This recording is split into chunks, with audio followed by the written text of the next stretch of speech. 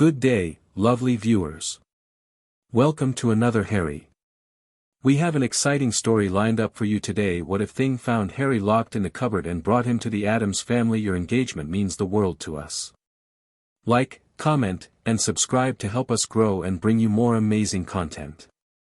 Without wasting any time, let's start.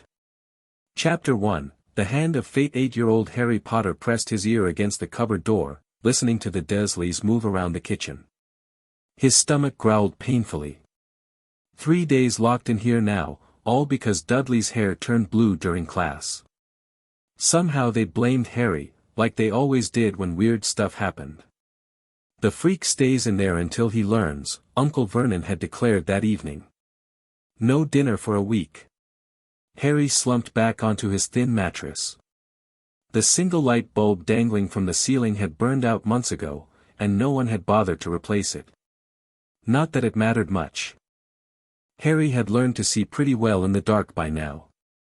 He traced the outline of a spider crawling along the wall. "At least you can come and go whenever you want," he whispered. The house grew quiet as the Dursleys finished dinner and moved to the living room. The muffled sound of the television filtered through the walls. Harry's mouth watered at the lingering smell of roast chicken. His last meal had been a piece of toast yesterday morning. Hours later, Harry jerked awake at the sound of heavy footsteps on the stairs. Dust sprinkled onto his face as Uncle Vernon's weight made the steps creak. More dust fell as the Dursleys went to bed, their movement sending vibrations through the entire house. Harry waited, counting to 500 in his head to make sure they were asleep. Then he reached under his mattress and pulled out a small flashlight he'd rescued from Dudley's broken toys. The weak beam illuminated his cramped space. Spider web stretched across the corners, and his few possessions sat in a neat pile, some broken toy soldiers and a cracked plastic cup he used to collect water from the bathroom when they let him out. "Happy birthday to me," Harry whispered, though his birthday was still months away.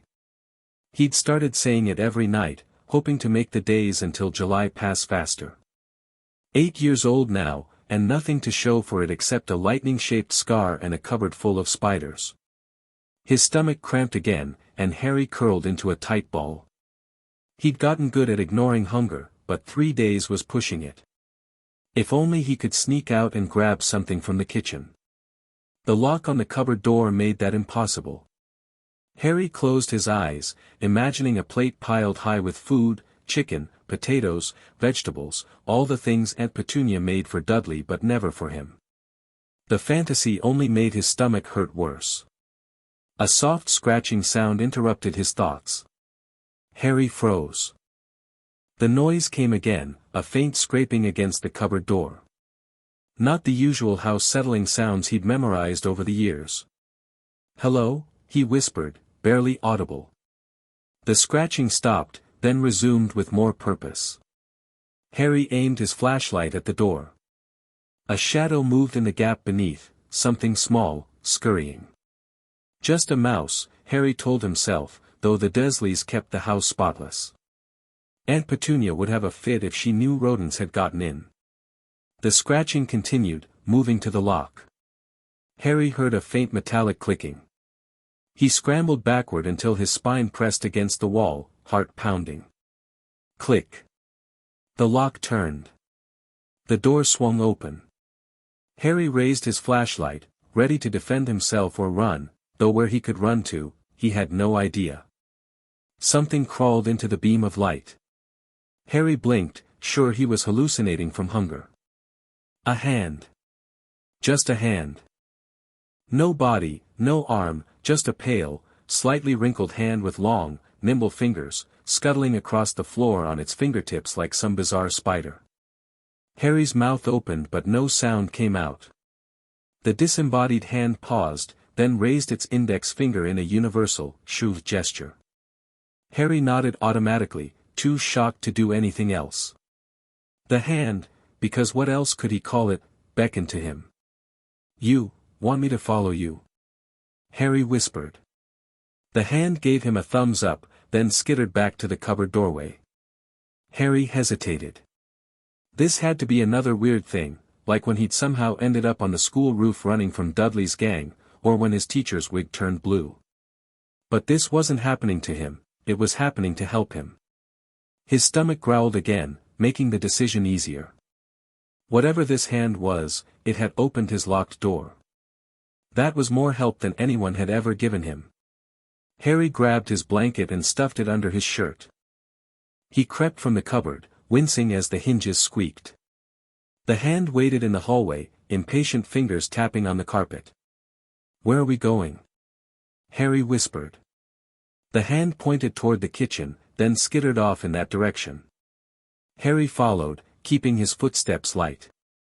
He'd learned to move silently around the house, avoiding creaky floorboards and keeping to the edges of carpets where the wood underneath was strongest. In the kitchen, the hand climbed onto the counter and pointed at the fridge. Harry understood. He opened it carefully, the light briefly blinding him. Inside, he found leftovers from dinner, chicken, potatoes, and green beans. His mouth watered. The hand tapped the counter impatiently, then pointed at Harry's pockets. "You want me to take food?" Harry asked, still whispering. The hand gave another thumbs up. Harry grabbed a drumstick and stuffed it in his pocket. He added a dinner roll and some green beans wrapped in a napkin. The hand seemed satisfied, climbing down and tugging at his pant leg. Next, the bizarre creature led him to the back door. It pointed at Vernon's coat hanging nearby, then at the pocket. Harry reached into the coat and found a wad of bills. "I can't steal money," he hissed. The hand made a dismissive gesture, then mimed something that looked like turning a key. "Keys?" Harry guessed. The hand nodded vigorously.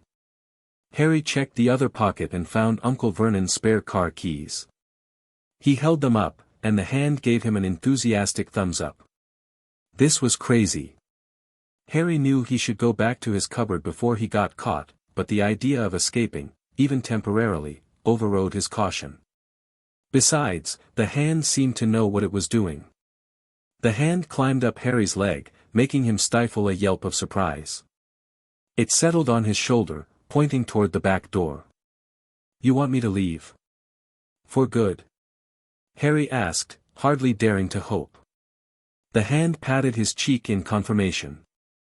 Harry's heart raced. "Leave the Dursleys? Go where?" But before he could ask any of these questions, the hand pointed insistently at the door. Harry unlocked it, stepping out into the cool night air. The hand tugged at his ear, directing him toward the garage. "The car." "I can't drive," Harry protested. The hand waved dismissively again. When they reached the garage, it jumped down and scurried under the door. Seconds later, the garage door began to rise, just high enough for Harry to duck under. Inside, Uncle Vernon's company car sat gleaming in the moonlight. The hand climbed onto the hood and gestured for Harry to open the door. "This is mad," Harry muttered, but he obeyed, using the key to unlock the driver's side door. The hand scrambled inside and positioned itself on the steering wheel. It pointed at the pedals, then at Harry. "You want me to work the pedals while you steer?" Harry asked, incredulous. The hand gave him a thumbs up. Harry climbed into the car, settling into the driver's seat with his feet barely reaching the pedals. "I'll get caught. I'll be in the cupboard forever." The hand patted his arm reassuringly, then pointed at the ignition. Harry took a deep breath and inserted the key. The engine started with a rumble that seemed loud enough to wake the entire neighborhood. He froze, waiting for lights to come on, for Uncle Vernon to come thundering down the driveway. Nothing happened. The hand tapped the steering wheel impatiently, then pointed at the pedals again. "Right," Harry muttered. "Gas and brake. Which is which?" The hand pointed at each pedal, clearly indicating which was which. Harry nodded, pressed the brake, and shifted the car into reverse as he'd seen Uncle Vernon do countless times. "Here goes nothing," he whispered, easing his foot onto the gas pedal. The car jerked backward out of the garage. Harry pressed too hard on the brake, and they stopped with a jolt that made his teeth clack together. "Sorry," he whispered. The hand gave him an "okay" sign, then positioned itself firmly on the steering wheel.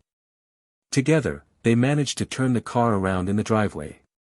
The hand directed the steering while Harry operated the pedals, a bizarre but oddly effective team.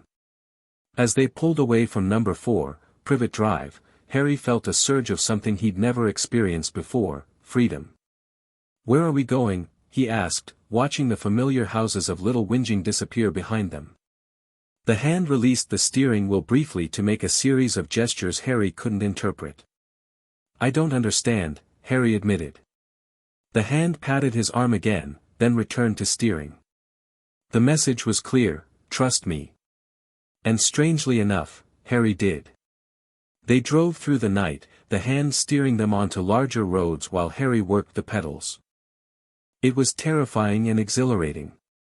Several times, Harry had to slouch down as they passed other cars, afraid someone would see a small boy in the driver's seat.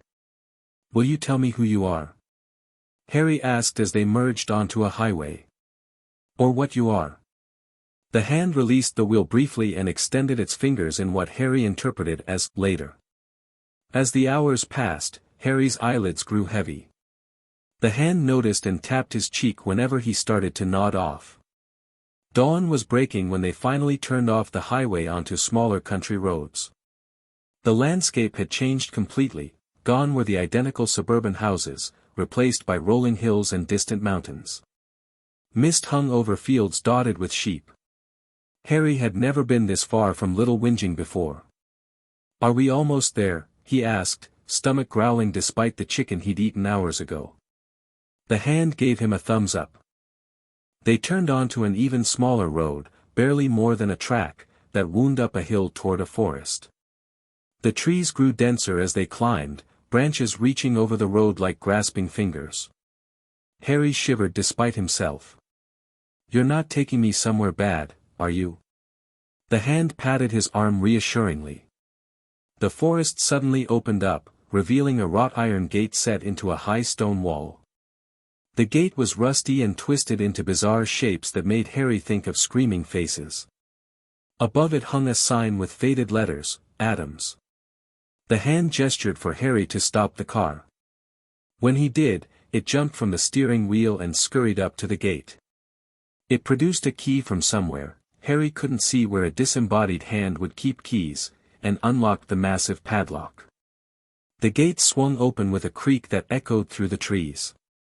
Harry eased the car forward, following the hand's directions up a winding driveway. And then he saw it. The mansion. It rose out of the morning mist like something from a nightmare, towering black spires, crooked chimneys, windows like staring eyes. Gargoyles perched on the roof edges, and dead vines climbed the stone walls. It was the scariest house Harry had ever seen. He slammed on the brakes. "I can't go in there." The hand jumped back onto the steering wheel and turned it sharply, forcing Harry to continue up the driveway. They stopped in front of massive double doors studded with iron. The hand hopped out of the car and gestured for Harry to follow. "Why have you brought me here?" Harry asked, not moving from his seat. "Who lives here?" The hand made an impatient gesture. "I want answers first," Harry insisted, sudden bravery bubbling up. After all, he'd just escaped the Dursleys and driven across the country with a disembodied hand. He deserved some explanations. The hand sighed, somehow, then climbed back into the car. It settled on the dashboard and held up one finger, as if to say, "First." Then it pointed at itself. "You," Harry said. The hand nodded, then made a walking motion with two fingers. "You walk." Harry guessed. The hand shook itself in negation, then repeated the gesture more deliberately. "You go places." Harry tried again. The hand gave him a thumbs up, then pointed at Harry, then at the house. "You go places, and you brought me here," Harry interpreted. Another thumbs up. The hand then pointed at the house and spread its fingers wide, as if indicating a group. "Someone lives here?" Harry asked. The hand nodded, then made a cradling motion followed by pointing at Harry. Harry frowned, trying to understand. They, take care of me. The hand gave him an enthusiastic thumbs up, then patted his arm. Who are they? Harry pressed. The hand simply pointed at the house again, then jumped down and headed for the door. Clearly, Harry would get his answers inside or not at all. With a deep breath, Harry opened the car door and followed. The gravel crunched under his two big trainers, hand-me-downs from Dudley like everything else he owned. The morning air felt damp and chilly, and mist still swirled around the house's foundations. The hand waited at the bottom of the stone steps leading to the front door. Harry joined it, gazing up at the massive doors. They looked ancient, with iron bands and carvings of bizarre creatures. The hand scuttled up the steps, and Harry followed. When they reached the door, the hand pulled a cord hanging nearby. A deep, resonant gong sounded inside the house, making Harry jump. Seconds later, the door swung open. Harry gasped. The tallest man he'd ever seen stood in the doorway. He towered at least 7 feet tall, with a square head, sunken eyes, and skin the color of ash. His suit was black and perfectly pressed, making him look like an undertaker. "You rang?" the giant man intoned, his voice as deep as a well. The hand jumped up and down excitedly, then pointed at Harry. The giant man looked down at Harry, his expression unchanging. "Ah. Thing has brought a guest." Thing. So that was the hand's name. Hello, Harry stammered. "I'm Harry. Harry Potter." "Lurch," the giant replied. "Please come in. The family will be delighted." Lurch stepped back, and Harry hesitated only a moment before following Thing inside. The entrance hall was massive, with a sweeping staircase, ancient tapestries, and suits of armor. Cobwebs hung from a chandelier that looked like it was made of bones. "The family is at breakfast," Lurch announced. "This way." Harry followed Lurch and Thing through a series of corridors. The entire house seemed designed to unsettle visitors, stuffed animal heads that appeared to watch them pass, paintings whose eyes seemed to move, and what Harry could have sworn was a lion's paw used as a doorstop. They reached a set of double doors, which Lurch pushed open. "Master, Mistress, Thing has brought a guest." Harry stepped into what appeared to be a dining room. A long table dominated the space, covered with a black tablecloth and candelabras dripping with wax. Seated around it was the strangest collection of people Harry had ever seen. At the head of the table sat a man with slick back hair and a pencil-thin mustache, wearing a pinstriped suit. Beside him, a woman with skin as pale as moonlight, her hair falling in a straight black curtain to her waist, her dress tight and black. A bald man with wild eyes and a maniacal grin sat next to an ancient woman who looked like the witches in Harry's storybooks. 2 children completed the group, a girl with braided pigtails and a solemn expression, and a chubby boy with a striped shirt. "Thing," the man at the head of the table exclaimed, his voice rich and booming. "You've returned. And who's this young fellow?" Thing scurried across the floor and jumped onto the table, where it made a series of gestures too quick for Harry to follow. "Harry Potter, you say?" the man responded, as if he understood perfectly. "Found him locked in a cupboard." "Marvelous." Harry shifted uncomfortably as all eyes turned to him. "Come in, my boy," the man called, gesturing expansively. "Don't hover in the doorway. Any friend of Thing's is a friend of the Addamses. I'm Gomez Addams, and this is my family." Harry took a few tentative steps forward. "Hello." "Such a polite young man," the pale woman said, her voice soft and melodious. "I am Morticia Addams. Please, join us for breakfast. You must be famished after your journey." Harry's stomach growled in response, making the chubby boy laugh. "I'm Pugsley," the boy said. "And that's Wednesday," he added, pointing to the girl with the pigtails, who regarded Harry with unblinking eyes. "You lived in a cupboard?" Wednesday asked, her voice oddly flat. Harry nodded reluctantly. "Lucky," she said. "I've always wanted to sleep in an enclosed space." Harry blinked in confusion. Mother won't let me sleep in the Iron Maiden, Wednesday explained, as if that clarified everything. It's still too big for you, darling, Morticia said gently.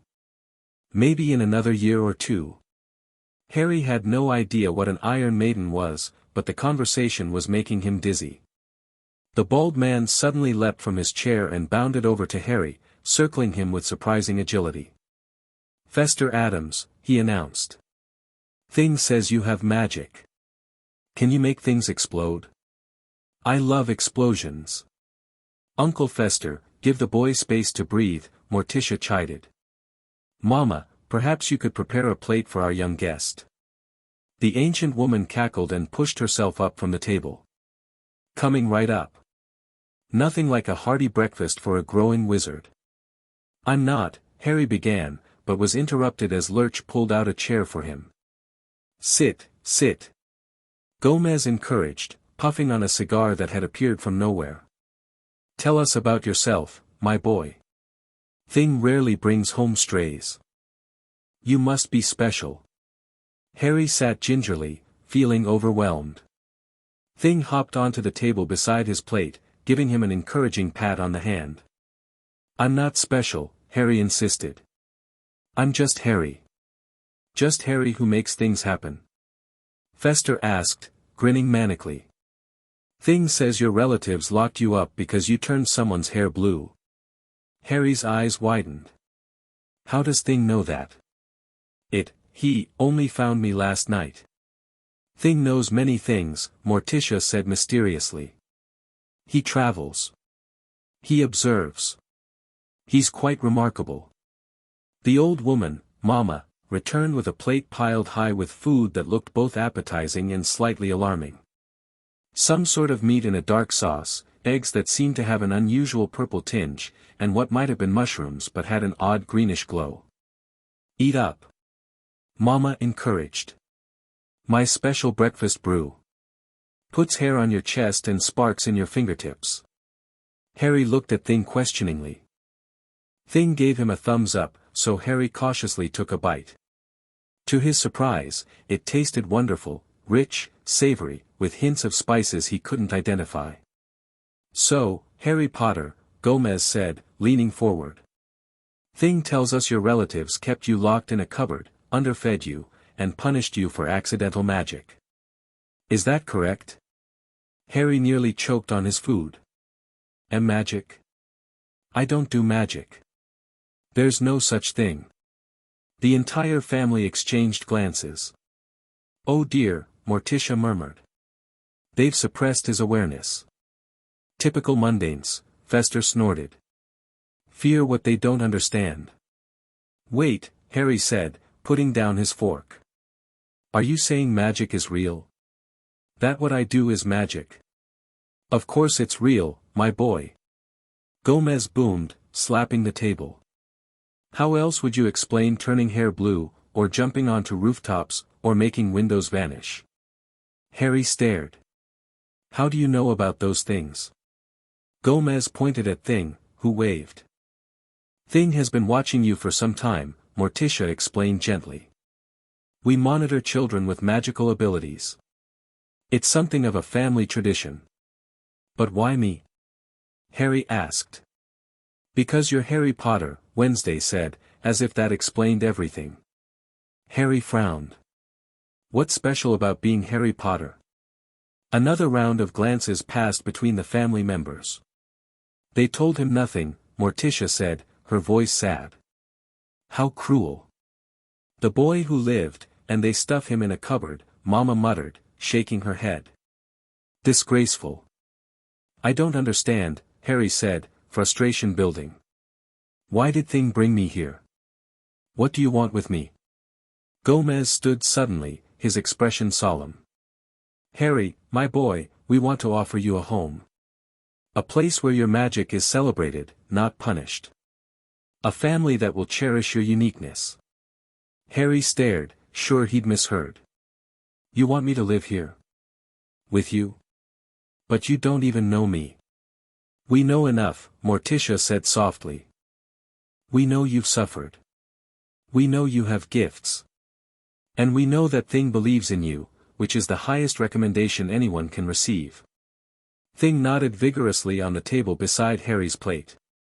But Harry hesitated, barely daring to hope. What about my aunt and uncle? They're my guardians. Guardians who lock children in cupboards forfeit their rights, Gomez declared fiercely. Don't worry about them, my boy. We have ways of handling such matters. Harry didn't know what to say. These strange people wanted to take him in, to give him a home. It seemed too good to be true. You can have the spare dungeon, Pugsley offered. I've been using it for my tarantula collection, but they can move to my room. Nonsense, Morticia countered. Harry will have the East Tower suite. The one with the balcony where the ravens roost. A growing boy needs fresh air. And space for spell practice. Fester added enthusiastically. Harry's head spun. You really believe in magic? We don't just believe in it, my boy, Gomez said with a wink. We live it. We Addamses have our own brand of magic, passed down through generations. Different from your wand-waving variety, but magic nonetheless. My variety? Harry questioned. You're a wizard, Harry, Mama said, patting his hand. And a famous one at that, though you clearly don't know it yet. Famous? Me? Harry laughed nervously. You've got the wrong person. I'm nobody. Just a burden on my relatives. That's what they always say. Morticia's eyes flashed with something dark. Your relatives are fools. And cruel ones at that. But why would I be famous? Harry persisted. The family exchanged glances again. Perhaps that's a conversation for after breakfast, Gomez suggested. First things first, will you stay with us, Harry? At least for now. Harry looked around at the strange family watching him expectantly. They were bizarre, unsettling, and nothing like anyone he'd ever met. But they'd offered him what no one else ever had, acceptance. He glanced at Thing, who gave him an encouraging thumbs up. Yes, Harry said finally. I'll stay. Gomez clapped his hands together. Excellent. Welcome to the family, Harry Potter. To Harry. Fester cheered, raising a glass filled with something bubbling and green. To Harry, the others echoed, lifting their glasses. Harry felt something warm spread through his chest. For the first time in his life, he felt wanted. Miles away in Little Whinging, Vernon Dursley awoke to discover three things: his car was missing, his spare keys were gone, and the cupboard under the stairs was empty. His bellow of rage shook the windows of number 4, Privet Drive. Petunia. The freak is gone. Petunia Dursley rushed downstairs in her dressing gown, face pale with shock. Gone. What do you mean, gone? Vernon yanked open the cupboard door wider, revealing the empty space within. Does this look like he's here? And my car? My company car is gone too. He couldn't have driven it, Petunia protested. He's 8 years old. Then someone helped him, Vernon snarled. One of his freaky kind. We have to find him, Petunia whispered, looking around frantically as if neighbors might be listening through the walls. If those people discover we lost him. I'm calling the police, Vernon declared. Report him as a runaway. And the car is stolen. But Vernon, if the police get involved. What choice do we have? The boy is gone, and so is my car. Vernon's face had turned an alarming shade of purple. We'll say he's troubled. Disturbed. That we've done our best with him despite his problems. Petunia wrung her hands. What about them? His kind? We'll deal with that if it comes to it, Vernon muttered. For now, I want my car back, and I want that ungrateful brat returned so I can teach him a lesson he'll never forget. As Vernon stomped off to make his calls, Petunia Dursley stood staring at the empty cupboard. Despite her disdain for her nephew, a flicker of fear ran through her. She remembered the letter left with the boy all those years ago, the warnings about keeping him safe. "What have you done, boy?" she whispered to the vacant cupboard. "What have you done?" In a castle far to the north, an elderly man with a long silver beard sat at a desk covered with strange silver instruments. One of these devices suddenly emitted a high-pitched whine, then went silent. The old man looked up, startled. Albus Dumbledore adjusted his half-moon spectacles and leaned closer to examine the device, a delicate contraption of silver rings and tiny pendulums that monitored the blood wards around Harry Potter's home. "Most curious," he murmured, tapping the silent instrument with his wand. It remained inert. Dumbledore frowned, stroking his beard thoughtfully. The wards had fallen. Which could only mean one thing: Harry Potter no longer considered number 4, Privet Drive his home. He rose from his desk and crossed to the fireplace. Taking a pinch of powder from a small pot on the mantel, he threw it into the flames, which immediately turned emerald green. "Minerva," he called. "I believe we may have a situation concerning young Mr. Potter." Back at the Addams mansion, Harry found himself being given a tour by an enthusiastic Gomez. Thing rode on Harry's shoulder, occasionally tapping his cheek to draw attention to particularly interesting features. "This is the conservatory," Gomez announced, throwing open a set of double doors. "Morticia's pride and joy." Harry gasped. Inside was the strangest garden he'd ever seen: plants with snapping jaws, flowers that seemed to drip blood, and vines that writhed as if alive. In the center stood Morticia, pruning a plant with shears. "Ah, Tish. Showing Harry your plants, my dear." Morticia looked up and smiled. "Harry, have you come to see my babies? This is Cleopatra, my African strangler." The plant she was pruning seemed to bow in Harry's direction, its tendrils reaching toward him curiously. "She likes you," Morticia observed. "Plants can sense magical energy, you know." Harry stepped back nervously as the vine stretched toward him. "It won't hurt me, will it?" "Oh, Cleopatra only strangles uninvited guests," Morticia assured him. "Your family now." Harry wasn't entirely reassured, but Thing patted his cheek comfortingly. "Come along, my boy," Gomez called. "Much more to see. The armory, the dungeon, the torture chamber, all the essentials of a proper home." "Torture chamber?" Harry echoed weakly. "Mostly ceremonial these days," Gomez assured him with a wink. "Though Fester does enjoy the rack for his back problems." Harry followed in a daze as Gomez led him through a bewildering maze of corridors and rooms, each more bizarre than the last. A gallery of portraits whose eyes followed them. A room filled entirely with stuffed animals in hunting poses, except the animals were holding the guns and the hunters were mounted on the walls. A ballroom with a massive pipe organ played by automated skeletal hands. "And this," Gomez announced finally, throwing open a heavy wooden door, "will be your room." Harry stepped inside and blinked in amazement.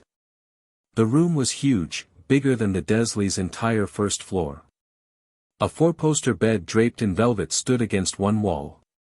Bookshelves lined another, filled with ancient-looking tomes. A massive desk sat beneath a window that overlooked the grounds. A fireplace big enough to stand in dominated the far wall. "This is for me?" Harry asked, stunned. "Every young wizard needs a proper sanctum," Gomez declared. "This was my great-uncle Vlad's room. He was particularly fond of young people." Something in Gomez's tone made Harry wonder if that was entirely a good thing, but he was too overwhelmed to question it. "The bathroom's through there," Gomez continued, pointing to a door. "Complete with gargoyle water spouts. And the balcony overlooks the family cemetery, splendid view, especially by moonlight." Harry walked slowly into the center of the room, turning in a circle to take it all in. His entire life had fit inside a cupboard smaller than this room's fireplace. "Thank you," he said finally, his voice small. "It's amazing." "Think nothing of it, my boy." Gomez clapped him on the shoulder. "Now, I'll leave you to get settled." Lurch will bring up some clothes, can't have you wearing those rags. And Mama's working on a potion to help with your eyesight. Those glasses look positively mundane. With that, Gomez swept out, closing the door behind him. Thing hopped down from Harry's shoulder and gave him a thumbs up. This is really happening, isn't it? Harry asked the hand. I'm not going back to the Dursleys. Thing nodded emphatically. But why me? Why did you choose me? Thing made a series of gestures that Harry couldn't follow. I'm sorry, I don't understand. Thing seemed to sigh, then scurried to the desk. It opened a drawer and pulled out paper and a pencil, then began to write in surprisingly neat handwriting, "You are Harry Potter. The boy who lived. Famous in Wizarding World for surviving killing curse as baby. Parents murdered by dark wizard. You special." Harry read the note with widening eyes. My parents were murdered. By a dark wizard? But Aunt Petunia said they died in a car crash. Thing wrote again, lies. Your parents were powerful wizard and witch. Fought Dark Lord. Died protecting you. This dark wizard tried to kill me too? Harry asked, touching his scar instinctively. Thing nodded, then wrote, scar from curse. Only person ever survive killing curse. Very famous. Harry sat heavily on the edge of the bed, mind reeling. So magic is real. My parents were magical. And they were murdered. Another nod from Thing. Do the Addamses know all this? Is that why they took me in? Thing wrote, Addamses have own magic. Different kind. Respect all magic. Took you in because deserve better than cupboard. Harry read the note several times. So they really just want to help me? They're not, using me somehow. Thing gave an emphatic thumbs down to that idea, then wrote, Addamses value strange, unusual, magical. You belong here. For some reason, those last 3 words hit Harry hardest of all. You belong here. Had he ever belonged anywhere? A knock at the door interrupted his thoughts. Lurch entered, carrying a stack of clothes. For you, the butler intoned. Master Gomez says dinner at 7. Rest until then. Harry nodded, and Lurch departed as silently as he'd arrived. Thing hopped back onto Harry's shoulder and patted his cheek. This is all so much, Harry admitted. I don't know what to think. Thing gestured toward the bed, suggesting Harry should rest. You're right, Harry agreed, suddenly aware of how exhausted he was. The long drive, the overwhelming morning, the revelations about his parents, it was all catching up to him. He kicked off his oversized trainers and lay down on the bed. It was softer than anything he'd ever felt, like lying on a cloud. Will you stay? He asked Thing sleepily. I don't want to be alone. Thing gave him a thumbs up and settled on the pillow beside his head. As Harry drifted toward sleep, his mind swirled with everything he'd learned. Magic was real. His parents had been murdered. He was famous, though he had no idea why surviving made him special. And somehow, he'd found himself living with the strangest family imaginable.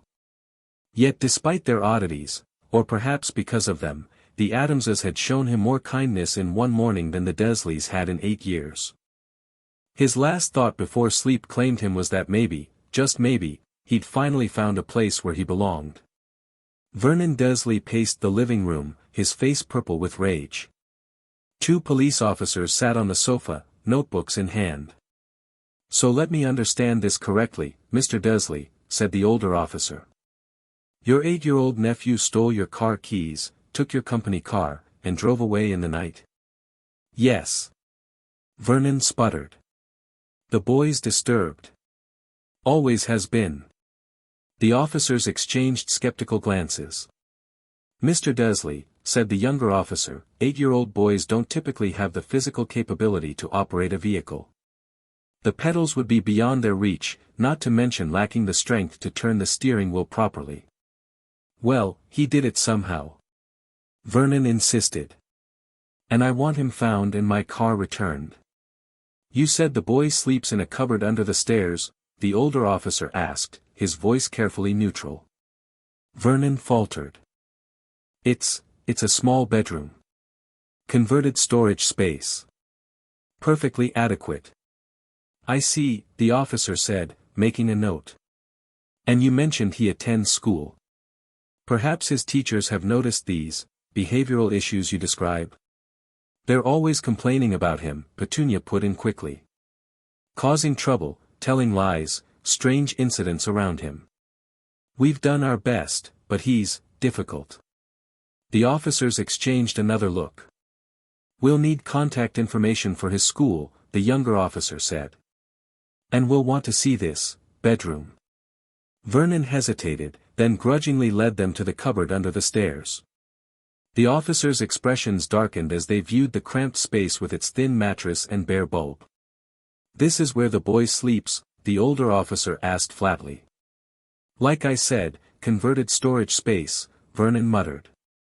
Best we could do with 2 children in the house. The officer shined his flashlight around the cupboard, noting the lack of toys, the few meager possessions, the spider webs in the corners. We'll file the report about your car, Mr. Dursley, he said finally. And we'll be in touch about your nephew. Very soon. As the officers left, Petunia wrung her hands anxiously. Vernon, I don't like the way they looked at us. Let them look, Vernon growled. We've done nothing wrong. Taken in an unwanted orphan out of the goodness of our hearts, given him food, clothes, shelter. Not our fault he's an ungrateful little thief. Petunia wasn't so sure. What if they contact them? His kind? Vernon's face paled slightly. They wouldn't. How would they even know who to contact? Petunia glanced nervously at the cupboard. Those people have ways, Vernon. Remember the letters when we took him in? Vernon's expression hardened. If those freaks show up, I'll tell them exactly what their precious boy is, a thief, a liar, and a troublemaker. Let them deal with him. Good riddance, I say. But as Vernon stomped off to the kitchen to pour himself a drink, Petunia couldn't shake her unease. The boy was gone, and she had a feeling their carefully constructed normalcy was about to come crashing down around them. Harry woke to the sound of a gong. He sat up groggily, momentarily disoriented by the unfamiliar surroundings. The massive 4-poster bed, the velvet curtains, the stone walls, then it all came rushing back. The Addams mansion. His escape from the Dursleys. The revelations about his parents and his own fame in some hidden magical world. Thing, who had been sitting on the bedside table, jumped onto Harry's shoulder and tapped his cheek. I'm awake, Harry assured the hand. Was that dinner being announced? Thing gave him a thumbs up. Harry noticed that someone had laid out clothes for him while he slept, black trousers, a white shirt, and a small jacket that looked like a miniature version of Gomez's suits. All of it appeared to be perfectly his size. Do I have to wear this? Harry asked dubiously. Thing nodded firmly. Harry sighed but began changing.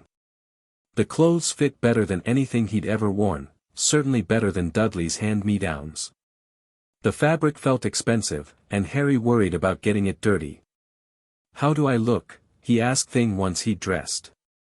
Thing made an OK sign with its fingers, then pointed at Harry's untamed hair questioningly. It doesn't lie flat, Harry explained. Never has. Aunt Petunia once cut it all off, and it grew back overnight. She was furious. Thing seemed to chuckle silently, its fingers wiggling in apparent amusement. It hopped down and scurried to the door, beckoning for Harry to follow. The dining room looked different in the evening, candles provided the only illumination, casting long shadows across the walls.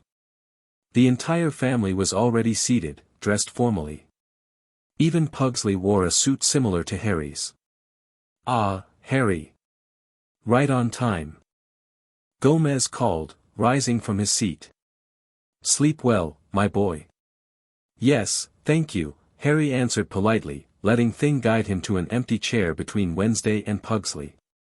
"You look like a proper Addams now," Morticia observed with a smile. "The clothes suit you." "Thank you, Mrs. Addams," Harry said, still feeling shy. "Oh, please, call me Morticia. Or Aunt Morticia, if you prefer. We're family now." Family. The word still made Harry's heart skip a beat. Lurch appeared with serving dishes, placing them on the table with surprising grace for someone so large and lumbering. The food looked unusual. A roast of some kind, dark and glistening with sauce. Side dishes in shades of green and purple that Harry couldn't identify. A bowl of what appeared to be eyeballs in liquid. "Yak," Wednesday informed him, noticing his hesitation. "Mama's specialty. The sauce has nightshade." "Isn't nightshade poisonous?" Harry asked nervously. "Only mildly," Wednesday replied matter-of-factly. "We Addamses have strong constitutions." Harry glanced at Thing, who gave him a reassuring thumbs-up from his perch on the table. "A toast," Gomez announced, raising his glass. "To our newest family member, Harry Potter. May your stay with the Addamses be long, enlightening, and delightfully macabre." "To Harry," the others echoed. Harry blushed but raised his own glass. The liquid inside was a deep red. He sniffed it cautiously. "Just grape juice for you, dear," Morticia assured him. "The hemlock wine is only for the adults." Harry wasn't sure if she was joking. As they ate, the conversation flowed around him. Fester described an experiment involving electricity and toads. Pugsley detailed his latest explosive device. Wednesday quietly explained her plan to recreate the Spanish Inquisition with her dolls. Through it all, Gomez and Morticia exchanged passionate glances that made Harry look away in embarrassment. "So, Harry," Gomez said finally, turning his attention to their guest. "Thing tells us you've had your first lesson in wizarding history. Any questions?" Harry put down his fork. "I have lots of questions. If my parents were magical, who were they? What were their names? And who was this dark wizard that killed them? Why did he want to kill me?" The table fell silent. "Your parents were James and Lily Potter," Morticia said gently. "They were well respected in the wizarding community. Your father came from an old wizarding family, while your mother was Muggle-born, born to non-magical parents." "Like the Dursleys?" Harry asked. "Yes, though most Muggles aren't quite as dreadful as your relatives," Gomez added. "Your mother's sister, yes." Harry nodded. "The dark wizard who killed them was called Voldemort," Morticia continued. "Most wizards fear to speak his name even now, years after his defeat." "Defeat?" Harry questioned. "When he tried to kill you, my boy," Gomez explained, leaning forward. "That's why you're famous. The curse he used had never failed before, killed every person it touched. But when he tried to use it on you, something happened. The curse rebounded, destroying him instead. Left you with only that scar." Harry touched his forehead, feeling the lightning bolt shape with new awareness. "But how? I was just a baby." "No one knows for certain," Morticia said. "Some say it was your mother's love, a protection in your very blood. Others believe you have extraordinary magical power of your own. Either way, you became known as the boy who lived, the infant who defeated the darkest wizard of the age." Harry struggled to process this. But if he was destroyed, why does everyone still fear him? "Ah, that's the question, isn't it?" Gomez mused, puffing on his cigar. "Some believe he wasn't truly destroyed, merely weakened, formless, waiting to return. The Addamses have always believed death is rarely the end," Mama added cryptically. Harry shivered. "And the wizarding world, where is it? How have I never seen it?" "Hidden in plain sight," Gomez explained. "Magic conceals their buildings, their schools, their very existence from Muggle eyes. Unless you know where to look, you'd never see it. There's an entire school for wizards in Britain, Fester added excitedly. Hogwarts. Castle on a lake, ghosts in the hallways, moving staircases, the works. A school? Harry repeated, intrigued despite himself. Could I go there? In time, Morticia assured him. Students receive their invitations at age 11. You have a place reserved already, has since your birth. Harry's mind reeled with possibilities. A school for people like him. No more being the freak, the outcast. No more unexplained incidents that got him punished. But what about now, he asked. What happens until then? Will the Dursleys come looking for me? Let them try, Gomez said, his cheerful demeanor suddenly hardening. The Addams family has protected its own for centuries. Besides, Thing left them a little message. Harry raised an eyebrow. What kind of message? Thing chuckled silently, fingers wiggling in that now familiar expression of amusement. Let's just say they'll think twice before claiming guardianship of you again, Gomez replied with a wink. As for what happens now, you'll stay with us. Learn our ways, develop your talents. We may not be wand wizards like your parents, but the Addamses have our own ancient magic. And when the time comes for you to attend Hogwarts, Morticia added, you'll go with our blessing. Though I suspect you'll be unlike any student they've ever seen. In a good way? Harry asked cautiously. The best way, Morticia assured him with a smile. Different. Unique. Powerful in ways they won't expect. Harry felt a warmth spreading through him. These strange people, this bizarre family, believed in him. Saw something in him worth nurturing. Thank you, he said, surprised by the strength of emotion in his voice. For everything. Think nothing of it, my boy. Gomez boomed. Now, who's ready for dessert? Mama's prepared her famous henbane soufflé. As Lurch brought in the dessert, which glowed faintly blue, Harry found himself smiling. For the first time in his life, he felt like he might have found where he belonged. The next few days passed in a whirlwind of new experiences. Harry explored the vast mansion with Pugsley and Wednesday as guides, discovering hidden passages, secret rooms, and the extensive grounds with their menagerie of bizarre creatures. Mama began teaching him basic potion making in her kitchen laboratory. The lessons bore little resemblance to cooking as Harry knew it. Ingredients included eye of newt, actual newt's eyes, bat wings, and substances that changed color when stirred counterclockwise. You have a natural talent, Mama declared when Harry successfully brewed a potion that turned his hair temporarily green. Just like your mother, from what I've heard. You knew my mother? Harry asked excitedly. Not personally, no, Mama admitted.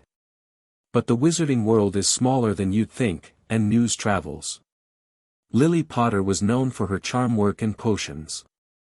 Harry absorbed every scrap of information about his parents like a sponge. After years of being told not to ask questions, having adults willing to share what they knew was intoxicating. Gomez took charge of Harry's physical education, teaching him fencing in the mansion's armory. Harry proved surprisingly quick on his feet, years of dodging Dudley's punches having honed his reflexes. Marvelous, my boy! Gomez exclaimed as Harry successfully parried a thrust. You have the makings of a true swordsman. Your father was a skilled duelist too, you know, though with a wand rather than a blade. Morticia spent afternoons with Harry in her conservatory, teaching him about magical plants and their properties. Her methods were unconventional. Harry learned to identify poisonous species by taste, just a tiny lick, and to communicate with the more sentient varieties through whispers and gentle touches. Plants respond to magic, she explained, guiding his hands as he pruned a trembling fern. They can sense your energy, your intentions. Treat them with respect, and they'll serve you well. Even Lurch contributed to Harry's education, teaching him to play the harpsichord in the music room. Harry's small fingers struggled with the complex chords, but the somber butler showed unexpected patience. Music is magic, Lurch intoned during one lesson. Oldest, kind. Throughout it all, Thing remained Harry's constant companion, riding on his shoulder during the day and keeping watch from his bedside table at night. The hand seemed to have appointed itself Harry's personal guardian, and Harry found its presence oddly comforting. On his 5th day with the Addamses, Harry was helping Morticia in the conservatory when Lurch appeared at the doorway. "Visitors," he announced in his deep monotone. Morticia looked up, surprised.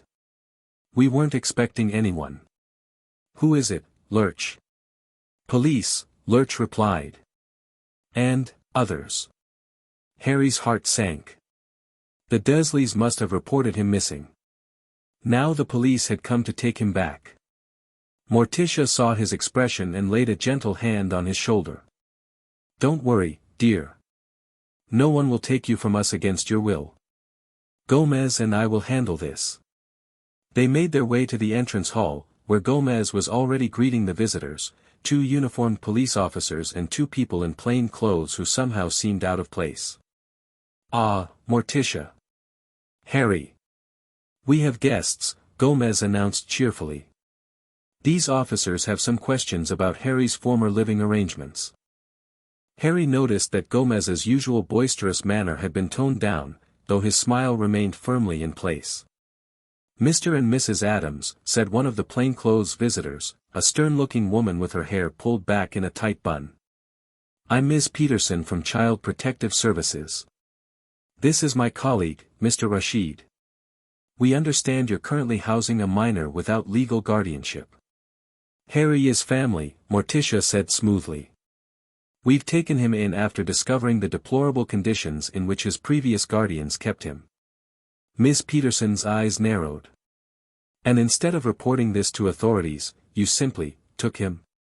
"The authorities had 8 years to notice a child being kept in a cupboard," Gomez replied, his cheerful tone unchanged but with steel underneath. "They failed. We acted." The woman's expression faltered slightly. She looked at Harry. "Is this true? You lived in a cupboard?" Harry nodded. "Under the stairs at my aunt and uncle's house. They locked me in when I did things they didn't like." One of the police officers made a note in his book. "That matches what we observed at the Dursley residence." "And these people," Miss Peterson continued, gesturing to the Addamses, "they've been treating you well? You're not being coerced or frightened into staying here?" Harry shook his head firmly. "They've been brilliant. I have my own room, a huge one. They feed me proper meals, teach me things. They've been kinder to me in 5 days than the Dursleys were in 8 years." Ms. Peterson studied him for a moment, then turned back to Gomez and Morticia. "While I'm concerned about the irregular manner in which Harry came to be in your care, if what he says about his previous living conditions is true, I'm hesitant to return him there immediately." "We would never allow him to return to abuse," Morticia said, her voice carrying a hint of danger. The second plainclothes visitor, Mr. Rashid, spoke for the first time. "Perhaps we could discuss this privately. And see the accommodations you've provided for the boy." "Of course," Gomez agreed. "Harry, why don't you show the officers your room while we adults have a chat? Thing will accompany you." Thing, who had been hiding in Gomez's pocket, hopped out and onto Harry's shoulder. The police officer's eyes widened. "What in God's name is that?" one of them exclaimed. "Thing," Harry answered casually. "He's the one who helped me escape from the Dursleys." The officers exchanged baffled glances. "It's a family pet," Gomez offered smoothly. "Quite harmless." Harry led the bewildered officers upstairs while the others remained in the drawing room. As they climbed the grand staircase, one of the officers leaned closer to Harry. "Level with me, son," he said quietly. "Are you really okay here? This place is unusual, to say the least." Harry looked at him seriously. "I know they're strange. But they're kind to me. They treat me like I matter. The Dursleys treated me like a burden, like something wrong with me. I'd rather be with weird people who care than normal people who hate me." The officer seemed taken aback by Harry's sincerity. "Fair enough. When they reached Harry's room, the officer's eyebrows rose even higher. The massive space with its four-poster bed, fireplace, balcony, and adjoining bathroom was a far cry from the cupboard they'd seen at Privet Drive. "All this is yours?" the second officer asked incredulously. "Yes, sir," Harry confirmed. "Mr. Addams says every growing boy needs space." "And these people, they're related to you somehow?" the first officer asked. Harry hesitated. "Not by blood. But they said family isn't always about blood." The officers exchanged glances again, clearly struggling to reconcile their concerns about the bizarre Addams household with the obvious improvement in Harry's circumstances. "We'll need to file reports," the first officer said finally. "There will be home visits, interviews, paperwork. This isn't the normal way adoptions happen." "I understand," Harry said, though he didn't really.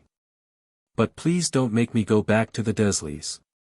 The sincerity in his voice seemed to affect both officers. "We'll do our best to make sure you end up somewhere safe," the second officer assured him. "And if these people are as good to you as they seem, that might well be here." Relief flooded through Harry. Thing gave him a supportive pat on the cheek. When they returned downstairs, the adults were still in deep discussion. Ms. Peterson was examining documents that Gomez had provided, while Mr. Rashid was making notes in a thick folder. "The boys' accommodations are more than adequate," the first officer reported.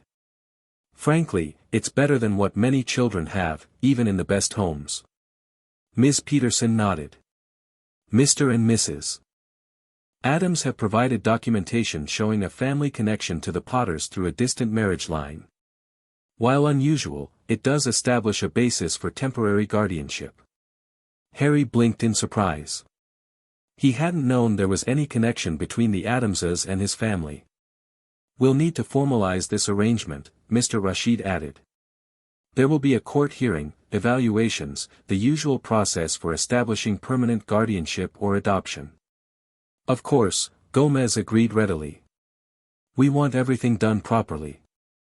Harry's welfare is our only concern." In the meantime, Ms. Peterson concluded, given the evidence of neglect and possible abuse in his previous home, and the apparent adequate care he's receiving here, we'll recommend Harry remains in the Addams custody pending final determination. Harry could hardly believe his ears. They weren't going to send him back. "We'll be in touch to schedule further assessments," Ms. Peterson told Gomez and Morticia. "And there will be unannounced visits to check on Harry's welfare." "Our door is always open," Morticia assured her with a gracious smile. "We have nothing to hide." As Lurch showed the visitors out, Harry turned to Gomez and Morticia. "Is there really a connection between your family and mine?" he asked. Gomez winked. "There is now, my boy. Amazing what a few antique documents and family tree adjustments can accomplish. The Addamses have been manipulating official records for generations." "But, that's fraud, isn't it?" Harry asked uncertainly. Morticia laid a gentle hand on his shoulder. "Sometimes, Harry, one must bend rules to do what's right. Those people meant well, but bureaucracy moves slowly.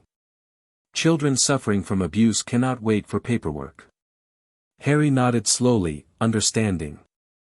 The Addamses had their own moral code, not always aligned with conventional society, but guided by fierce loyalty to those they considered family. "Thank you," he said simply. "For wanting to keep me." "My dear boy," Morticia said softly, "you belong with us. Never doubt that."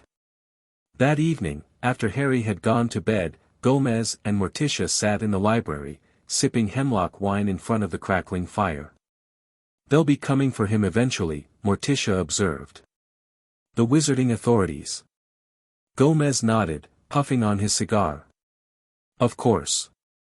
The boy who lived can't simply vanish without causing a stir. I'm surprised it's taken this long. Dumbledore will come himself, I imagine," Morticia continued. "He placed the boy with those terrible muggles for a reason." "Blood wards," Gomez agreed. "Powerful protection, tied to his mother's sacrifice and her sister's blood." "But protection from what?" Voldemort is gone, at least for now. And what protection was there from those inside the wards? Morticia added, anger flashing in her dark eyes. A cupboard, Gomez. They kept him in a cupboard. Gomez reached for his wife's hand, pressing fervent kisses up her arm.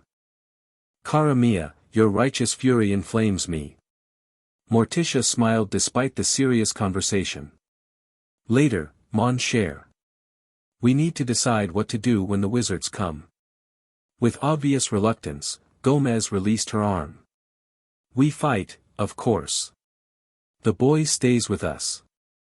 The Addams family hasn't survived centuries by bowing to outside authorities. I agree, Morticia said. But we must be strategic. These aren't mere muggle bureaucrats. Wizards have their own powers, their own laws. True. But so do we, Gomez reminded her. The Addams' magic is ancient, predating their ministry and wand-waving. They may find us more formidable than they expect. We should prepare Harry, Morticia suggested. Tell him what might come. The boy deserves to know and make his own choices. Gomez nodded thoughtfully. Wise as always, my love. Tomorrow, then. We'll speak with him after breakfast. Do you think they'll try to erase his memory of us? Morticia asked, a rare note of vulnerability in her voice. Let them try, Gomez growled, suddenly fierce. The boy is an Addams now, by choice if not by blood. And Addams' minds are notoriously resistant to tampering. Morticia smiled, reaching for her husband's hand. We've only known him a short time, yet I cannot imagine our home without him now. Nor I, Gomez agreed. There's something about the boy, a darkness and a light, perfectly balanced. Like he was meant to be one of us all along. They sat in companionable silence for a while, watching the fire and contemplating the strange twist of fate that had brought Harry Potter into their lives. Tish, Gomez said finally, do you think we should contact the Wizarding Bank? Gringotts. The boy likely has an inheritance, vaults in his name. His parents were from old money, by all accounts. In time, Morticia replied. Let him settle first, find his place here. Money matters can wait. Gomez nodded in agreement. And his education? We can teach him our ways, but his magic is different. He'll need a wand eventually, training in their methods. We could hire tutors, Morticia suggested. There must be wizards willing to teach privately, outside their ministry's purview. Excellent idea. Gomez exclaimed. I'll put out feelers through our contacts.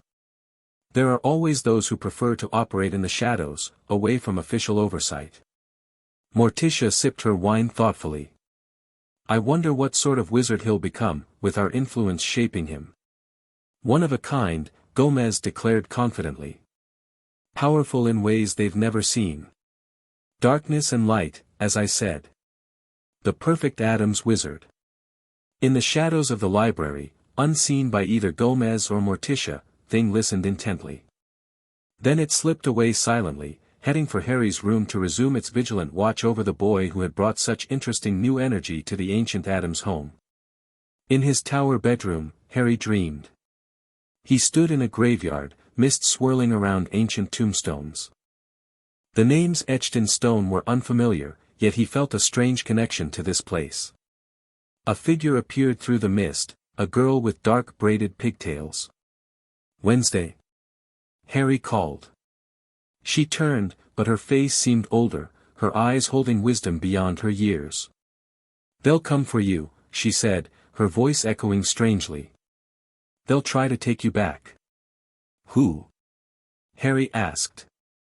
The Dursleys? Wednesday shook her head. The ones with the power you have. The ones who left you in that cupboard. Wizards? Harry guessed. But why would they come for me now? They never cared before. You're valuable to them, Wednesday replied. The boy who lived. A symbol. A weapon. I don't want to be a weapon, Harry protested. I just want to be Harry. Wednesday smiled, a rare expression on her solemn face. That's why you belong with us, Harry Potter. The Addamses have always been exactly what they are, no more, no less. The dream shifted. Harry now stood in a vast hall filled with floating candles and long tables. Children in black robes watched him, whispering behind their hands. The boy who lived. Raised by muggles, I heard. No, by monsters. Dark wizards. Not wizards at all. Something else. Something worse. A tall figure approached, an old man with a long silver beard, half-moon spectacles perched on a crooked nose. His blue eyes twinkled with kindness, but Harry sensed calculation behind them. Harry, the old man said gently. It's time to come home. I am home, Harry replied firmly. The old man's expression turned sad. They've confused you, my boy. Put ideas in your head. The Addams family is not where you belong. They're my family now, Harry insisted. Your family is in the wizarding world, the old man countered. Your destiny awaits you there.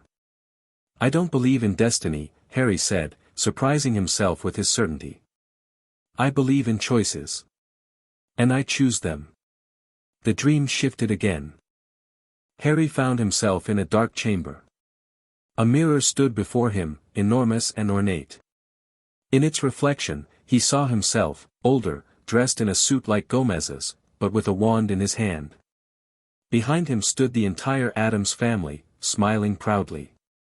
And beside them, two figures Harry had never seen before, a man who looked remarkably like himself, and a woman with brilliant green eyes. Mom. Harry whispered. Dad. The figures in the mirror nodded, smiling. We're proud of you, son, his father said. You found your path, his mother added. It wasn't what we expected, but it's right for you. But the wizarding world, Harry began. We'll still be there when you're ready, his father assured him. On your terms, not theirs. The Addamses understand something many wizards have forgotten, his mother explained. Magic isn't just in wands and spells. It's in blood and bone, in darkness and light, in family bonds forged through choice, not just birth. They'll try to make you conform, his father warned. Make you what they need you to be. But you're an Addams now, his mother said with a smile. And Addamses never conform. Harry woke with a start, moonlight streaming through his window.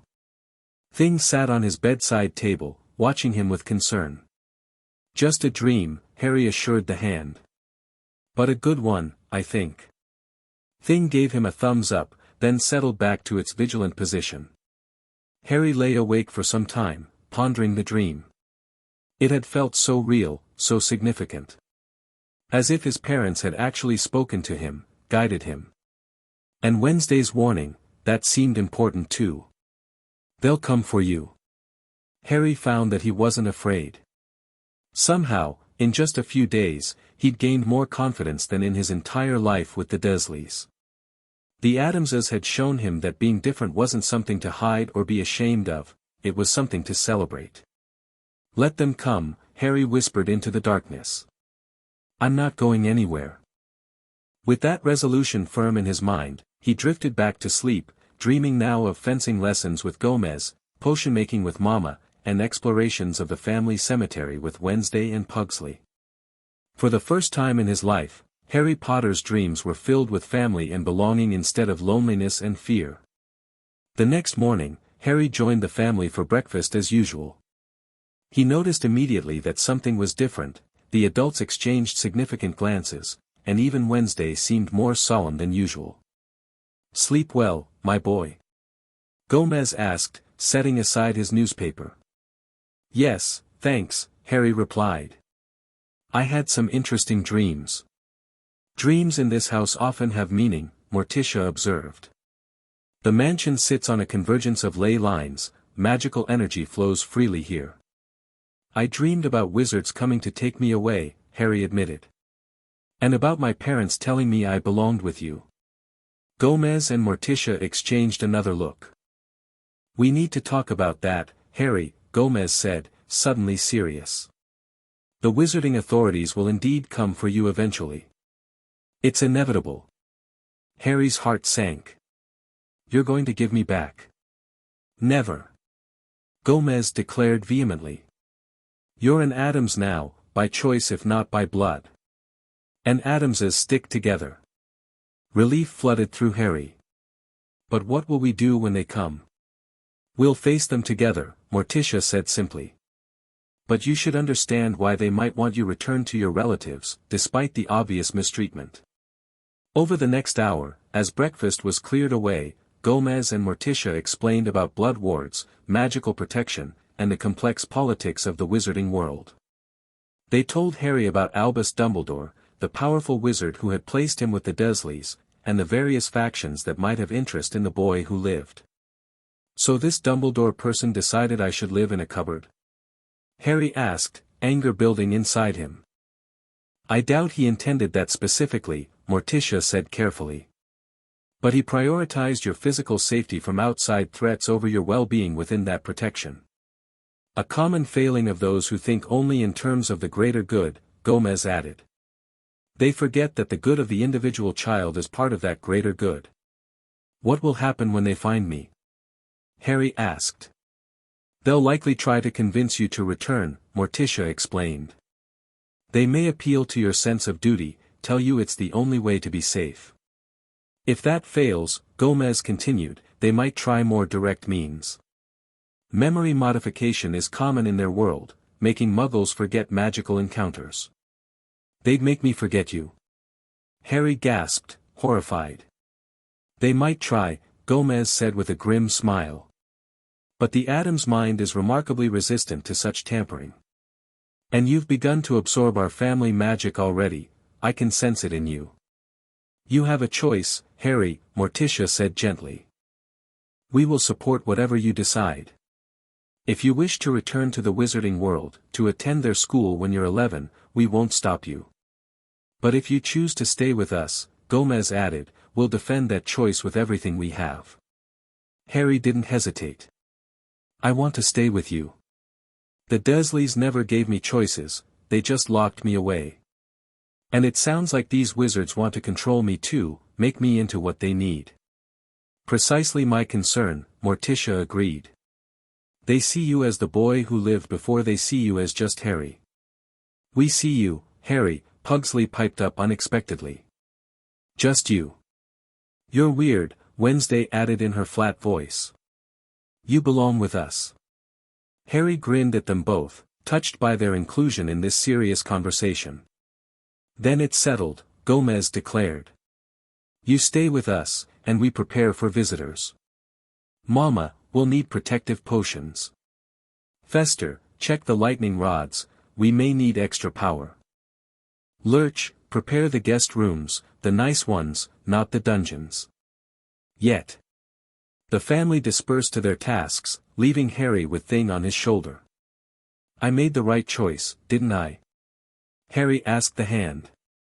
Thing gave him a firm thumbs up, then patted his cheek reassuringly. For the next few days, the mansion hummed with activity. Mama brewed potions in huge bubbling cauldrons. Fester climbed to the roof to adjust what he called atmospheric collectors. Gomez and Morticia spent hours in the library, consulting ancient tomes. Even Wednesday and Pugsley helped, setting up what they gleefully called surprises for unwelcome visitors. Harry continued his lessons, but now with added urgency. Gomez taught him not just fencing but evasion tactics. Morticia showed him which plants could create concealment or confusion. Mama instructed him on potions to resist mind control. Not that we expect the worst, Gomez assured him. But an Addams is always prepared. On the 5th day of preparations, as Harry practiced throwing small explosive devices with Pugsley, Lurch appeared in the garden. Visitors, he announced in his deep monotone. Harry's heart raced. Wizards? Lurch nodded solemnly. Show them to the drawing room, Lurch, Gomez instructed, straightening his tie. Harry, come with me and Morticia. The rest of you, positions as planned. Harry followed Gomez and Morticia inside, Thing riding on his shoulder as usual. They made their way to the drawing room, where Lurch was showing in two visitors. One was exactly as Harry had seen in his dream, an elderly man with a long silver beard, half-moon spectacles, and twinkling blue eyes. He wore robes of deep purple embroidered with silver stars. Beside him stood a severe-looking woman in emerald green robes, her hair pulled back in a tight bun. "Albus Dumbledore, I presume." Gomez greeted enthusiastically, striding forward with hand extended. "And Minerva McGonagall. Welcome to our humble abode." Dumbledore shook Gomez's hand, looking mildly surprised at the warm welcome. "Mr. Addams. Thank you for receiving us. This is indeed Professor McGonagall, Deputy Headmistress of Hogwarts." "An honor," Gomez declared. "May I present my wife, Morticia, and of course, young Harry Potter, whom I believe you're here to see." Dumbledore's eyes fixed on Harry, who stood slightly behind Morticia. "Harry," he said gently. "I'm very pleased to see you safe and well." "I am safe," Harry replied, stepping forward with more confidence than he felt. "And very well, thank you." McGonagall studied him critically. "You certainly look better fed than I would have expected, given what we discovered about your previous living arrangements." "The Addamses feed me proper meals," Harry said. "And I have my own room. A real bedroom, not a cupboard." A shadow crossed Dumbledore's face. "Yes, about that. I must express my deep regret, Harry. I had no idea your aunt and uncle were treating you so poorly. The reports from Mrs. Figg never indicated such serious neglect." "Mrs. Figg?" Harry questioned. "The cat lady. She was reporting on me." "A squib in our employ," McGonagall explained. "A person born to magical parents but without magic themselves. She was placed in your neighborhood to keep an eye on you." "Not a very good eye, apparently," Harry muttered. "Indeed," Dumbledore acknowledged sadly. "A failure I take full responsibility for." "Please, sit," Morticia invited, gesturing to the ornate chairs arranged around the fireplace. "We have much to discuss." The wizard sat, though McGonagall eyed the spider crawling across the arm of her chair with visible discomfort. "You must be wondering why we've come," Dumbledore began. "Not at all," Gomez replied cheerfully. "You've come to retrieve Harry, of course. The boy who lived, symbol of hope for the wizarding world, defeater of dark lords, etc., etc. We've been expecting you." Dumbledore looked taken aback by Gomez's frankness. "You seem remarkably well informed about our world, Mr. Addams." "The Addams family has always straddled multiple worlds," Morticia explained smoothly. "We're not wizards as you define them, but we have our own ancient magic. And we keep track of significant events in all magical communities." "I see," Dumbledore said thoughtfully. "Then you understand the importance of Harry's safety." "Absolutely." Gomez agreed. "Which is why we removed him from an abusive situation and brought him into the protection of a home warded by generations of Addams magic." "You're welcome." McGonagall's lips thinned. "While we appreciate your concern for the boy's welfare, there were proper channels to address any concerns." "Channels that failed him for 8 years," Morticia pointed out gently. "Harry was locked in a cupboard, underfed, punished for accidental magic, and treated as a burden. How many more years should he have suffered while proper channels took notice?" Dumbledore sighed heavily. "A fair point, Mrs. Addams. However, there are complexities you may not be aware of." "The blood wards," Harry said, surprising everyone. "Protection based on my mother's sacrifice and my aunt's blood. I know all about them." Dumbledore's eyebrows rose. "You've been well informed indeed. The Addamses don't believe in keeping children ignorant of matters that concern them," Harry said proudly. "A commendable philosophy," Dumbledore acknowledged. "But the blood wards are essential to your safety, Harry. Lord Voldemort may be gone, but his followers remain, some still seeking vengeance for their master's fall. And what good are wards against outside threats, Morticia asked softly, when the danger comes from within? When those meant to protect the child become his jailers? A heavy silence fell over the room. We failed you, Harry, McGonagall said finally, her voice tight with emotion. There is no excuse for it. No, there isn't, Harry agreed. But the Addamses haven't. They've shown me kindness, taught me about magic, both theirs and yours, and given me a real home. I'm glad to hear it, Dumbledore said sincerely. But I must ask, what are your intentions regarding Harry's future? His education? His place in the wizarding world? That's entirely up to Harry, Gomez declared. We've explained his options. He can attend your Hogwarts when the time comes, if he wishes. Or he can continue learning our ways, with private tutors for wand magic. I want to stay with the Addamses, Harry stated firmly. They're my family now. A decision made in just a few weeks. McGonagall questioned. That seems rather hasty, Mr. Potter. More thought than went into leaving me on a doorstep as a baby, Harry retorted. McGonagall had the grace to look abashed. Harry, Dumbledore said gently, there are factors you cannot yet understand. Your safety is our highest priority, Morticia interjected. The Addams mansion has protections as ancient and powerful as any in your world, Professor Dumbledore. Different in nature, perhaps, but no less effective. And what of his magical education? McGonagall pressed. The boy needs proper training. And he shall have it, Gomez assured her. We're already arranging for tutors. And when the time comes for Hogwarts, if Harry wishes to attend, we won't stand in his way. Dumbledore studied them thoughtfully. You seem determined to keep him. We are determined to give him choice, Morticia corrected.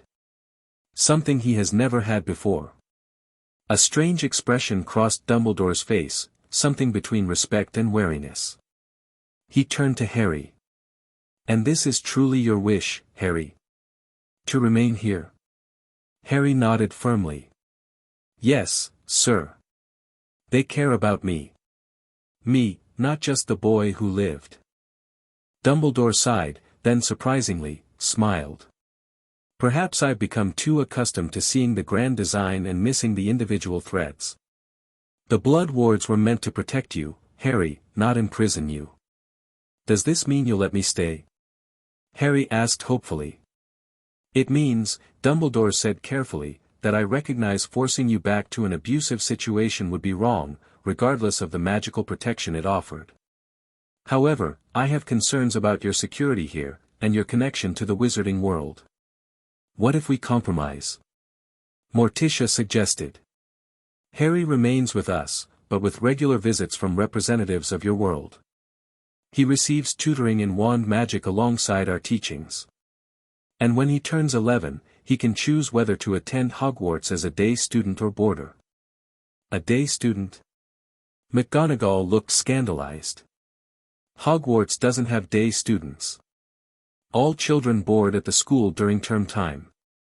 Then perhaps it's time for new traditions, Gomez suggested brightly. The boy who lived deserves special accommodations, doesn't he? After all, you left him in a cupboard for 8 years. I'd say you owe him some flexibility. McGonagall looked ready to argue, but Dumbledore raised a hand to silence her. An interesting proposal, he said thoughtfully. It would require significant adjustments to long-standing traditions. However, he looked at Harry's determined face. Perhaps some traditions need re-evaluation. Hope surged in Harry's chest. You mean I can stay? With conditions, Dumbledore stipulated. I would need to establish additional protections around this property. Regular visits from Order members to check on your welfare. Tutoring in basic magical theory before you begin formal education. And your presence at certain significant wizarding events, to maintain your connection to our world. And full disclosure to Harry about any decisions affecting his future, Morticia added firmly. No more secrets kept for his own good. Dumbledore hesitated, then nodded. Agreed. Though some information may need to wait until he's older and better able to understand its implications. We'll trust your judgment on timing, Gomez conceded, as long as the intention to share everything eventually is honored. Then I believe we have the beginnings of an agreement, Dumbledore said, rising from his chair. I'll need to discuss this with certain parties in the Ministry, of course, but as Harry's magical guardian, my recommendation carries significant weight. Magical guardian? Harry questioned. What's that? A representative from the magical world responsible for orphaned magical children, McGonagall explained. Professor Dumbledore has been yours since your parents' death. Another detail conveniently not shared with the boy, Morticia noted with a raised eyebrow. Dumbledore had the good grace to look slightly embarrassed. As I said, full disclosure going forward. Will I get to learn about my parents? Harry asked eagerly. The Addamses have told me what they know, but they didn't know them personally. I will ensure that those who did know James and Lily well come to visit, Dumbledore promised. There are several who would be delighted to share their memories with you. And my inheritance? Harry pressed, remembering what he'd overheard Gomez and Morticia discussing. Do I have vaults at that wizard bank? Gringotts, yes, McGonagall confirmed. The Potter family was quite wealthy. Those assets have been held in trust for you. We'll need to arrange access, Gomez noted. The boy should know his financial position before he reaches adulthood. All this can be addressed in due course, Dumbledore agreed.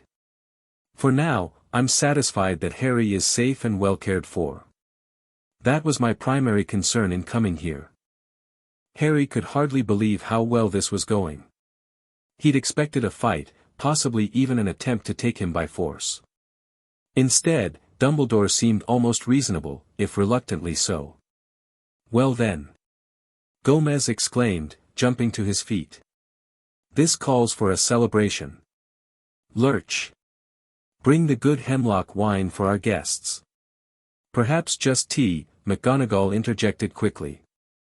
Of course, Gomez amended with a wink to Harry. Save the hemlock for family occasions. As Lurch shuffled off to prepare refreshments, Dumbledore turned to Harry once more. I owe you an apology, Harry, he said quietly. I placed you with your aunt and uncle believing the blood protection outweighed all other considerations. I never intended for you to suffer neglect or abuse. But you never checked, Harry pointed out. Not once in 8 years. No, Dumbledore admitted. I trusted the reports I received and didn't investigate personally. A mistake I won't repeat. Harry studied the old wizard's face, seeing genuine regret there. I accept your apology, Professor. But I'm staying with the Addamses. So it seems, Dumbledore agreed with a small smile.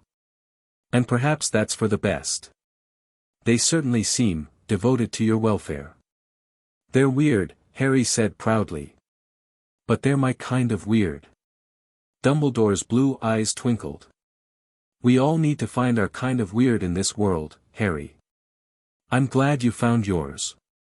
Lurch returned with a tea tray, and the conversation shifted to more practical matters, arrangements for tutoring, visits from wizarding representatives, and preparations for Harry's eventual formal entrance into magical society. Through it all, Harry felt a growing sense of peace. He hadn't been forced to choose between his new family and the world of his birth. Somehow, impossibly, he might get to have both. Thing, still perched on his shoulder, gave Harry an enthusiastic thumbs up. Harry smiled back. The strange sentient hand had changed his life completely when it helped him escape from that cupboard under the stairs. And Harry Potter, the boy who lived, couldn't be happier about it. Chapter 2, Family Matters. Harry bolted upright in bed, heart pounding. The nightmare faded quickly, leaving only a vague impression of green light and high-pitched laughter.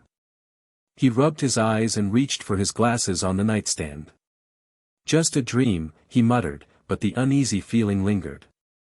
A soft tap on his shoulder made him turn. Thing sat beside his pillow, head, if a hand could have a head, tilted in concern. Morning, thing. I'm okay, really. Just a weird dream. Thing gave him a pat that somehow managed to convey skepticism. Alright, fine. Same nightmare again, green light, someone laughing. I think. Harry hesitated. I think it might be about the night my parents died. Thing's fingers curled inward, a gesture Harry had come to recognize as sadness. It's been happening more since Dumbledore's visit last week. Harry pushed back his covers and swung his legs over the side of the bed. Maybe talking about Voldemort stirred things up. The morning sunlight filtered through the heavy velvet curtains, casting the room in a dim, reddish glow. Harry had been with the Addamses for nearly 3 weeks now, and his tower bedroom already felt more like home than the cupboard ever had. His Hogwarts textbook sat in a stack on his desk, first-year material sent by Professor McGonagall to get a head start, as she put it during her first official visit. Beside them lay the gifts Gomez had given him, a junior fencing foil, a book of Addams family history, and a small silver dagger that Gomez insisted every gentleman should carry. Harry smiled at the memory of Morticia's exasperated expression when Gomez had presented the dagger. Darling, he's 8. Perhaps wait until he's at least 10 for the poison variety. A knock at the door interrupted his thoughts. Come in, Harry called. The door swung open to reveal Wednesday, already dressed in her signature black dress with white collar, her face as expressionless as ever. Breakfast is ready, she announced. Grandmama made eyeball omelets. Harry grinned. He'd learned that Grandmama's eyeball omelets were actually made with fish eggs that just happened to look alarmingly like human eyeballs. The food at the Addams house often looked horrifying but tasted amazing, a perfect metaphor for the family itself. I'll be right down. Just need to get dressed. Wednesday didn't leave, instead walking into his room and examining his stack of wizarding textbooks. These are disappointingly normal, she commented, flipping through Standard Book of Spells, Grade 1. Where are the rituals requiring blood sacrifice? The summoning of ancient entities? Pretty sure they save those for the older students, Harry joked. He'd grown comfortable with Wednesday's macabre interests, finding them more amusing than disturbing now. Pity, she replied, setting the book down. Pugsley and I are going to the cemetery after breakfast to practice grave rubbings. You should come. Grave rubbings? You place paper over a tombstone and rub charcoal across it to capture the inscription, Wednesday explained. Our ancestors have the most interesting epitaphs. Great-Aunt Lavinia says, she came, she saw, she poisoned. Sounds fun, Harry said, meaning it. Exploring the extensive Addams family cemetery had become one of his favorite activities. The ancient tombstones, family mausoleums, and occasional animated gargoyle made it endlessly fascinating. Wednesday nodded, then turned to leave. At the doorway, she paused. You had the nightmare again, she said, not a question. Harry blinked in surprise. How did you know? You look tired. And Thing told me. Harry glanced at Thing, who managed to look sheepish despite being just a hand. It's not a big deal, Harry insisted. Nightmares are messages from the beyond, Wednesday informed him seriously. Or from your unconscious mind, which is basically the same thing. You should pay attention. With that cryptic advice, she left, closing the door behind her. Harry dressed quickly in the clothes Morticia had provided, black trousers, a dark gray shirt, and a black vest. The Addams family's Gothic fashion sense had grown on him, especially since these clothes were the first he'd ever had that actually fit. Come on, Thing, he said, holding out his arm. Thing scurried up and took its now familiar position on Harry's shoulder. Let's go see what these eyeball omelets are all about. Breakfast with the Addamses was never dull. Today, Uncle Fester was demonstrating how he could power a light bulb by putting it in his mouth, while Pugsley tinkered with what looked suspiciously like a miniature bomb next to his plate. Ah, Harry. Good morning, my boy. Gomez greeted from the head of the table, newspaper in hand. Sleep well? Well enough, Harry hedged, sliding into his seat. Morticia's perceptive gaze lingered on him. "The nightmares again, dear?" Harry nodded reluctantly. He'd learned it was nearly impossible to keep secrets in this household. "I have a potion for that," Grandmama offered from the kitchen doorway, spatula in hand. "Essence of nightshade, powdered bat wing, and just a hint of toad brain. Knocks you out like a light. No dreams whatsoever. Or consciousness," Morticia added dryly. "Perhaps something milder for Harry, Mother." "Nonsense. The boy needs to build tolerance.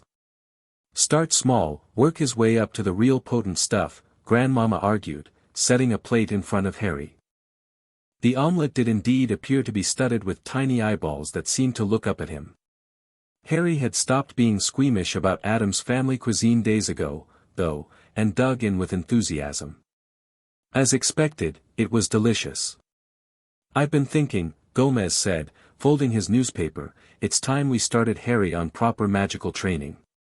The wizarding textbooks are all well and good, but they're so restrictive." "I've been teaching him potions," Grandmama protested. "And I've shown him the carnivorous plants," Morticia added. Yes, excellent foundations." Gomez agreed. "But I'm talking about the old magic. Addams' magic." He turned to Harry with enthusiasm. "What do you say, my boy? Ready to learn how we've been bending reality for centuries?" Harry swallowed a mouthful of omelette. "What kind of magic? I thought you weren't wizards." "Not in the wand-waving sense, no," Gomez explained, gesturing expansively. "Our magic is older, wilder. Less about incantations and more about intention. Blood and bone, storm and stone. What your father is trying to say," Morticia translated, "is that our family practices forms of magic that predate the structured systems taught at institutions like Hogwarts. Less formalized, but no less powerful." "Can I still learn both?" Harry asked, intrigued. "Of course," Gomez declared. "The more magical traditions you master, the stronger you'll be. Especially with your natural talents." Harry frowned. "What natural talents? I haven't done any real magic yet." The Addamses exchanged glances. "You've been doing magic your whole life, dear," Morticia said gently. "All those strange incidents the Dursleys punished you for. Pure magic. Accidental and uncontrolled, but magic nonetheless. Turning your teacher's wig blue, appearing on the school roof, growing your hair back overnight," Gomez listed. Classic signs of a powerful young wizard. Harry considered this. He'd spent so many years being told there was no such thing as magic, being punished for things he couldn't explain or control. The idea that those incidents were actually proof of his abilities was still sinking in. "So what will I learn first?" he asked.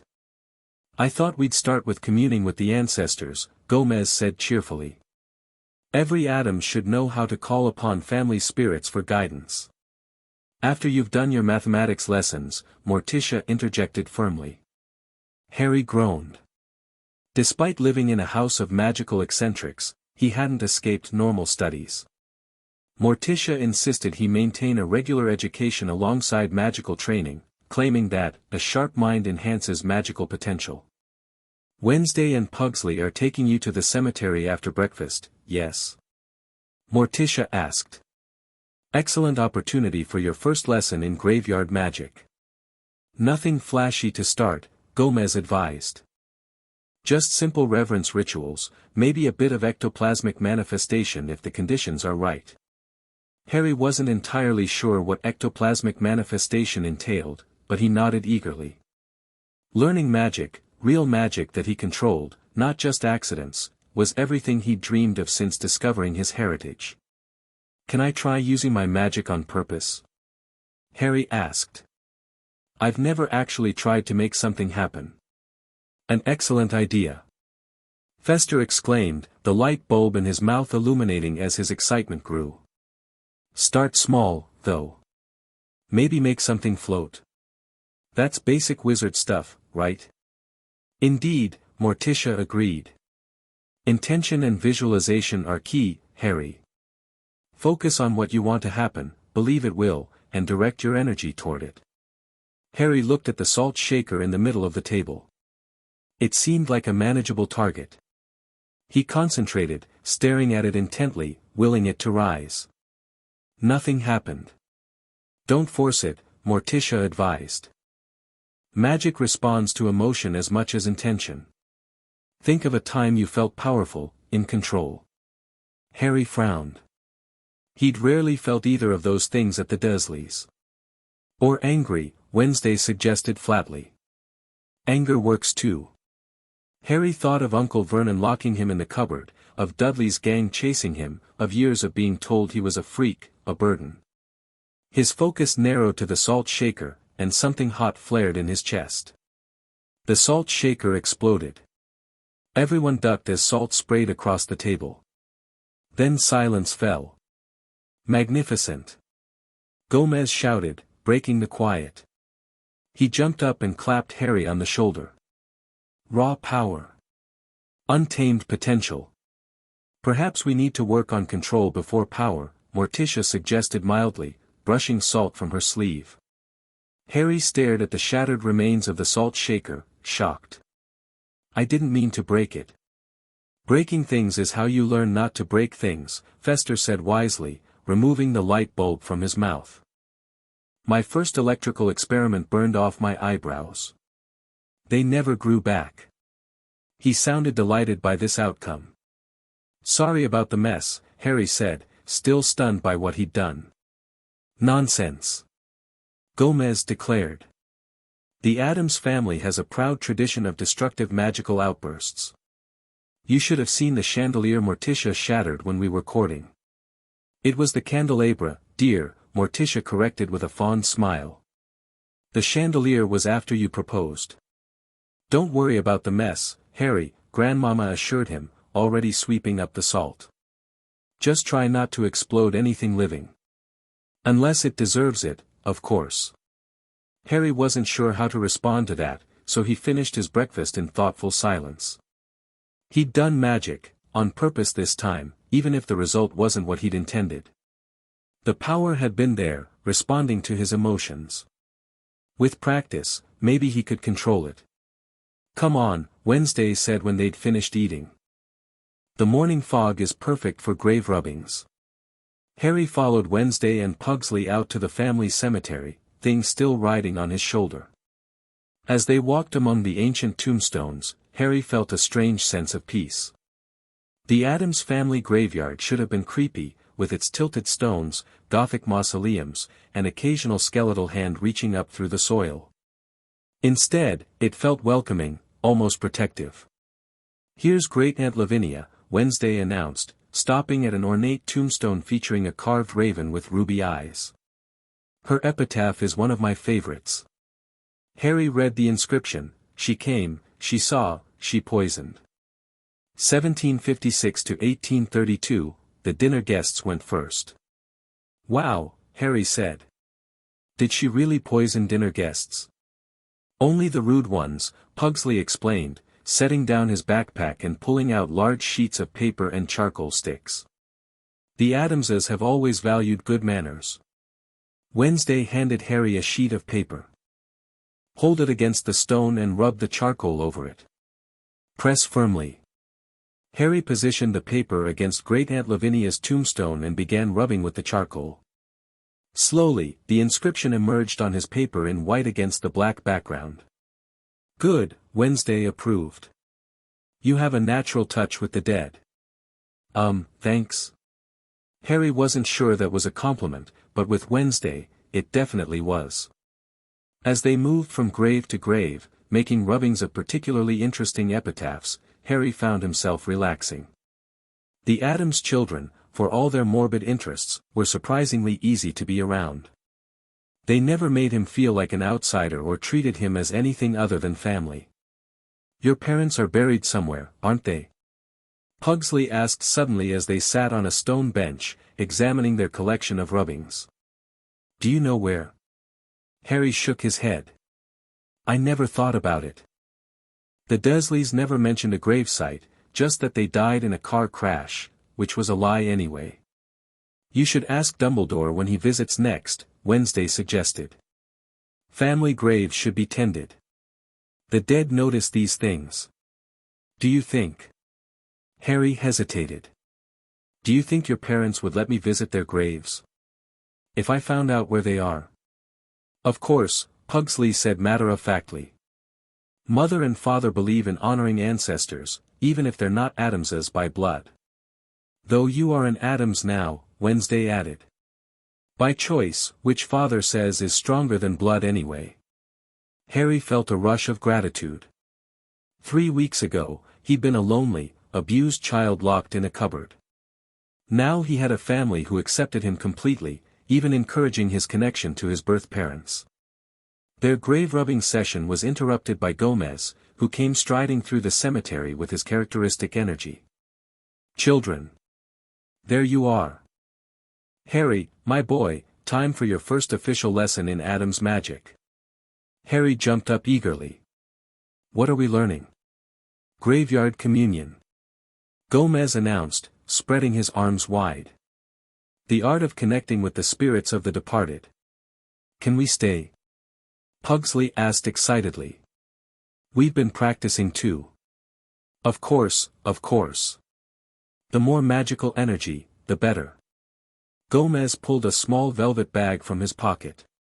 Gather round, children. They formed a small circle among the gravestones. Gomez opened the bag and sprinkled a fine, glittering powder in a circle around them. Salt infused with moonstone and grave dirt, he explained. Creates a boundary that spirits can cross but won't want to leave once they enter. Very important when communing with the more mischievous ancestors. Harry watched, fascinated, as Gomez lit black candles at 4 points around their circle. Now, Harry, the key to graveyard communion is respect. The dead were once the living, with all their complexities and contradictions. We don't command spirits, we invite them. Harry nodded seriously. Close your eyes, Gomez instructed. Feel the energy of this place. Centuries of Addamses have been laid to rest here. Their essence remains, connected to the land, to the family, to us.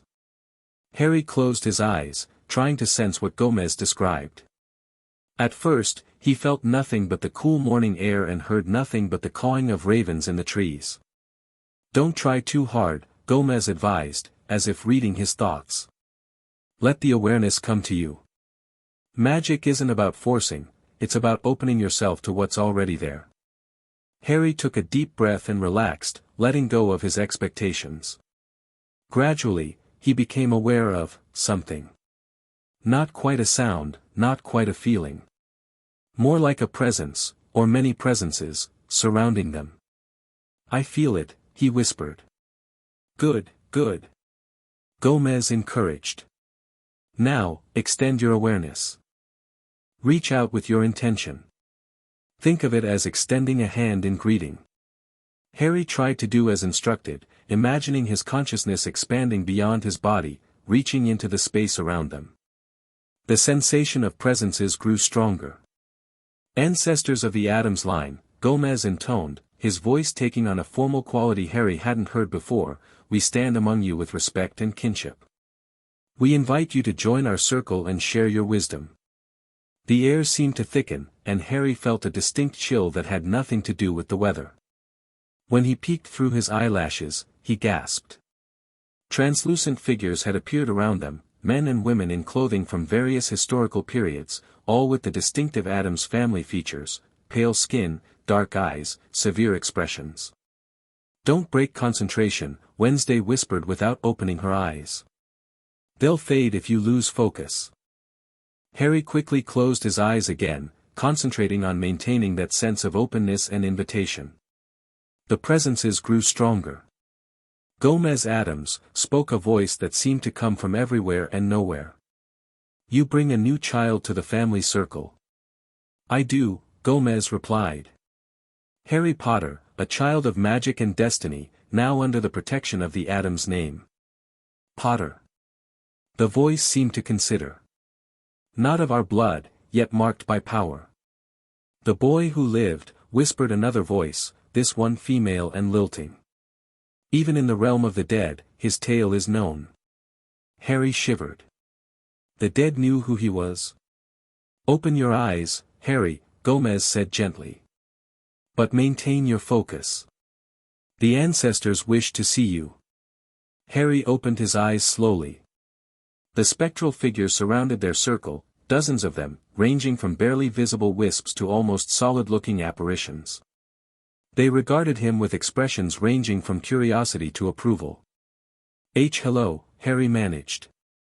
A ghostly woman in Victorian dress floated forward. He has power, this one. Old power, deep power. The lightning mark carries more than just death's touch. What do you mean? Harry couldn't help asking. The spirit merely smiled mysteriously and drifted back. An elderly ghost with a magnificent mustache that rivaled Gomez's moved closer. The boy has questions about his own ancestors. Yes, Harry admitted, surprised. My parents. I don't know much about them, or where they're buried. The ghost nodded sagely. The dead know the dead, child.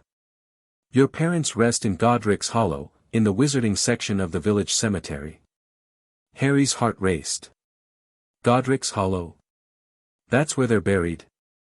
And where they died, added another spirit, this one a young woman in clothing that seemed centuries old. Where the Dark One came for you. You know about that? Harry asked, amazed. Death is the great connector, the first female spirit explained. All who pass through its veil share certain knowledge. Your parents are honored among the dead for their sacrifice. Harry felt tears prick his eyes. Somehow, learning that his parents were respected even in death made their loss more bearable. Can I speak to them? My parents? He asked hopefully. The spirits exchanged glances, their forms wavering slightly. Not here, child, the Victorian woman said gently. They are not of Addams' blood. Their spirits are not bound to this place.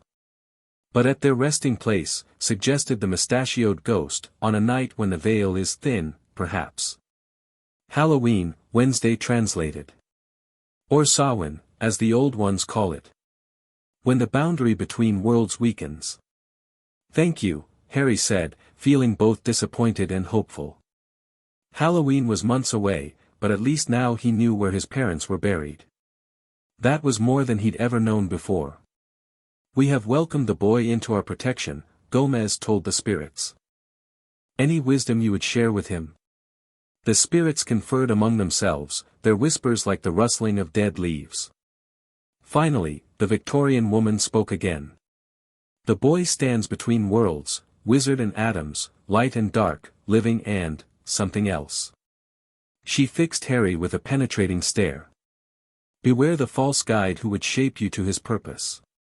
Trust those who value you for yourself, not for what you represent. And remember, added the mustachioed ghost, magic is intent made manifest. Your power grows from your will, your emotion, your very being. Wands and words are mere focuses, the true magic lies within. The mark on your brow, said a spirit Harry hadn't noticed before, a stern-looking man in ancient clothing, it connects you to power not your own. This can be strength or vulnerability, depending on how you wield it. Harry automatically touched his scar. What do you mean? What power? But the spirits were already fading, their forms becoming increasingly transparent. The circle weakens, Gomez noted. Too much information for a first communion. Thank you, ancestors, for your wisdom and presence. Until we meet again. The spirits dissipated like mist in sunlight, leaving the cemetery feeling suddenly empty despite the dozens of gravestones surrounding them. Harry let out a breath he hadn't realized he was holding. That was incredible. You did very well for your first time, Gomez praised, clapping him on the shoulder. Most beginners can barely sense the presences, let alone maintain a conversation. It helps that he's magical to begin with, Pugsley pointed out. It took me weeks to see anything. Me too, Wednesday agreed. And they never speak to me that clearly. The ancestors were quite taken with you, my boy. Gomez said, extinguishing the candles and gathering his supplies. Not surprising, given your unique situation. What did they mean about my scar connecting me to power not my own? Harry asked. Gomez's expression grew thoughtful. The spirits often speak in riddles, making connections we living folk can't perceive. But he studied Harry's forehead. Survival marks often carry magical residue. Your scar isn't just a memento of that night, it's an ongoing magical phenomenon. Is that why it hurts sometimes? Harry asked, thinking of the occasional sharp pains he'd felt since coming to the Addamses. It hurts. Gomez looked concerned. You haven't mentioned that. Not often. Just twinges now and then. We should tell Morticia. And perhaps mention it to Dumbledore during his next visit, Gomez decided. Magical wounds can have long-term effects. They made their way back to the mansion, Harry's mind spinning with everything he'd learned. His parents were buried in Godric's Hollow. The dead knew who he was. His scar connected him to some unknown power. And he'd done magic, twice now, once exploding the salt shaker and once helping to summon actual spirits. Magic that he'd controlled, at least partially. For the first time since arriving at the Addams mansion, Harry felt like he truly belonged to both worlds, the strange, macabre world of the Addamses and the mysterious wizarding world of his birth. Different as they were, both accepted his magical nature as something to celebrate rather than fear. Miles away in Scotland, Albus Dumbledore sat in his office at Hogwarts, a troubled expression on his face. Before him on the desk lay several silver instruments, one of which emitted occasional puffs of purple smoke. Most concerning, he murmured, adjusting his half-moon spectacles. The door opened, and Minerva McGonagall entered, carrying a stack of parchments. The reports you requested, Albus, she said, placing them on his desk. Magical activity around the Addams residence. Rather unusual readings, I must say. Thank you, Minerva. Dumbledore picked up the top parchment. Yes, as I suspected. The boy is coming into his magic earlier than expected. Is that a problem? McGonagall asked, taking a seat. Many magical children show signs early, especially those with significant power. The concern isn't that he's showing magic, Dumbledore clarified, but the nature of it. Look here. He pointed to a section of the report. These energy signatures are unlike typical accidental magic. More focused, yet also wilder somehow. McGonagall studied the parchment. The Addamses' influence, no doubt. You said yourself their magic is different from ours. Indeed. Dumbledore stroked his beard thoughtfully. I wonder if we've made a grave error, Minerva, allowing the boy to remain with them. You saw him, Albus. He's thriving there. Certainly better off than he was with those dreadful muggles. McGonagall's lips thinned at the memory of the Dursleys. Physically, yes. But what of his magical development? The Addamses practice old magic, pre-wand traditions that the Ministry has regulated for centuries due to their unpredictable nature. Are you suggesting their magic is dark? McGonagall asked sharply. Not dark, precisely. Dumbledore's fingers tapped against the desk. The Addams family magic exists in a gray area, neither light nor dark as we define them, but something other. Their power comes from sources we've largely abandoned, communion with the dead, blood rituals, elemental binding. Yet you agreed to let Harry stay with them, McGonagall reminded him. A decision I may need to reconsider. Dumbledore sighed heavily. The boy is too important, Minerva.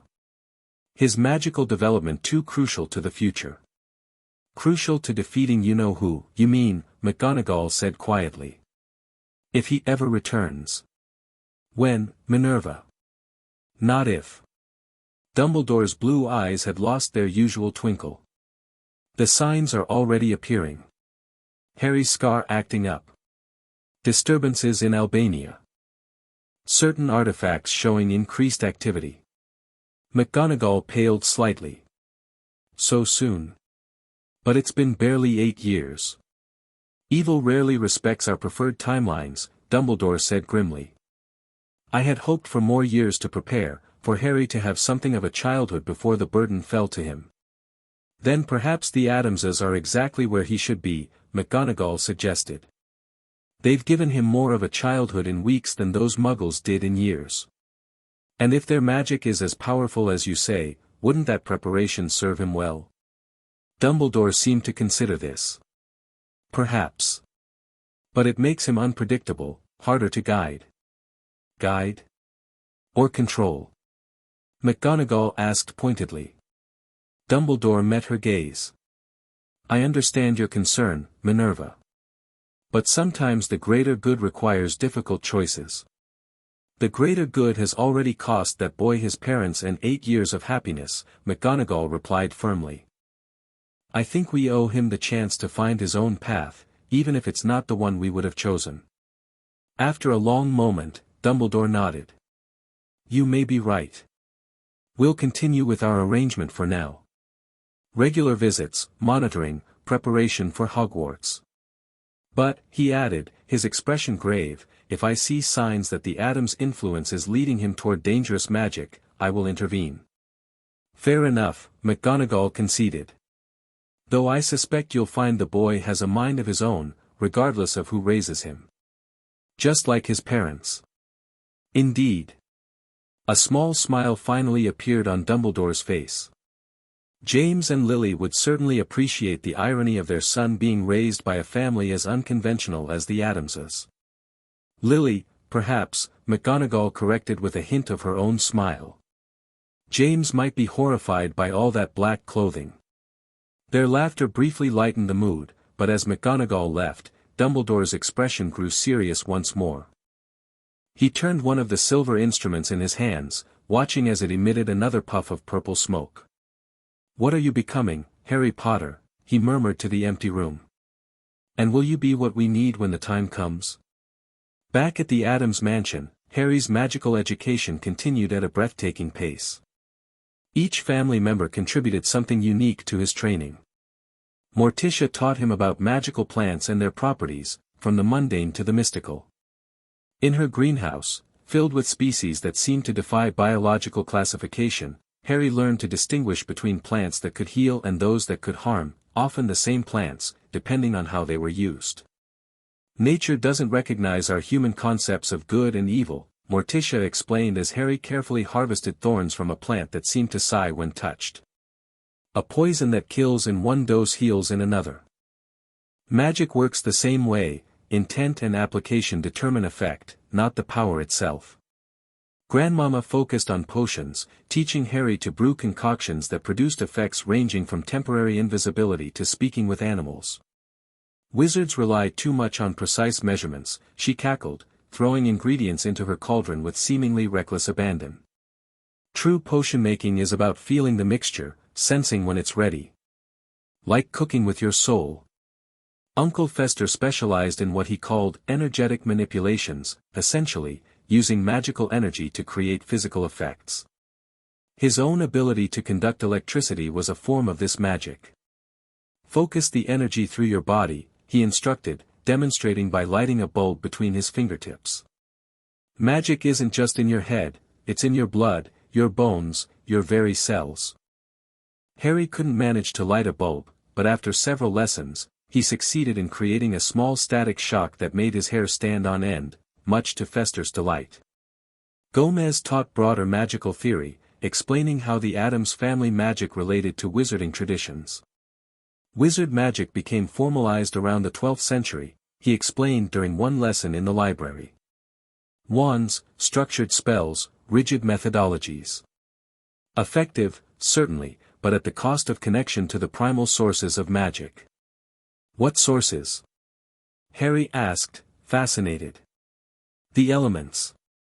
The dead. The spaces between worlds. Gomez's eyes gleamed with enthusiasm. The Addamses never abandoned those connections. We practice magic as our ancestors did, drawing power from the fundamental forces of existence. Harry tried to reconcile these teachings with what he read in his Hogwarts textbooks. The contrast was striking. Wizarding magic seemed orderly, categorized, almost scientific in its approach, while Addams' magic was intuitive, emotional, and deeply connected to the practitioner's will. "Can I combine them?" he asked Gomez one evening. "Use both types of magic?" "Absolutely," Gomez declared. "In fact, I'm counting on it. Imagine the possibilities, the precision of wand work with the raw power of elemental connection. You'll revolutionize magical practice, my boy." Even Lurch contributed to Harry's education, though not in ways Harry immediately recognized as magical. The somber butler taught him to play the harpsichord, insisting that music was the first magic humans ever created. During these lessons, Harry sometimes noticed that particular combinations of notes seemed to make the air shimmer or candle flames dance in rhythm. Throughout it all, Thing remained Harry's constant companion, offering encouragement, fetching books or ingredients, and occasionally demonstrating its own unique magic, for Thing, as Harry learned, was a magical being in its own right, not just an animated hand. "Thing has been with the family for generations," Morticia explained when Harry finally asked about his friend's origins. "Some say it's a manifestation of the Addams family magic itself, taking physical form to serve the family. Others believe it's the remain of a particularly devoted butler who refused to let death stop him from serving," Gomez added with a wink. "Thing isn't telling, are you, old friend?" Thing made a zipping motion across its wrist, which Harry interpreted as sealed lips, if it had any. Between magical lessons, Harry continued his regular education with Morticia's guidance. He discovered, to his surprise, that without the Dursleys' interference and Dudley's bullying, he actually enjoyed learning. Math, science, literature, all came more easily now that he was encouraged rather than punished for showing intelligence.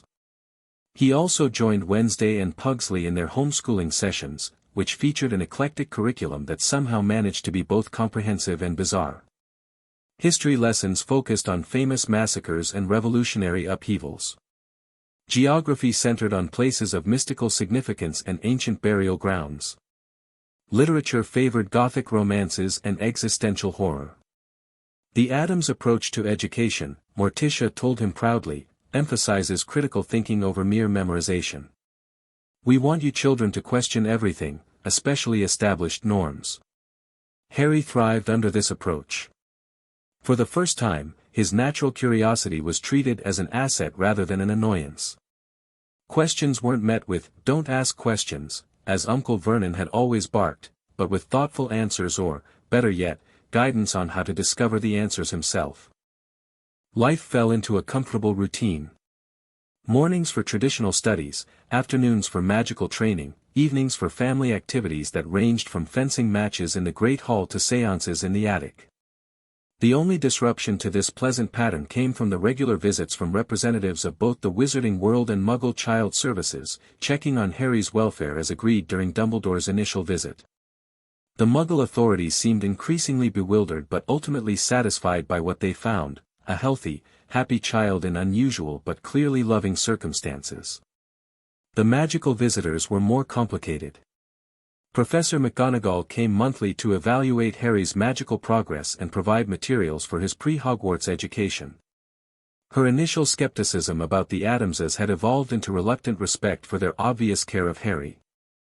"Your transfiguration instincts are quite good, Potter," she noted during one visit, watching as Harry successfully turned a matchstick silver and pointed, not quite the needle she'd demonstrated, but impressive for his age.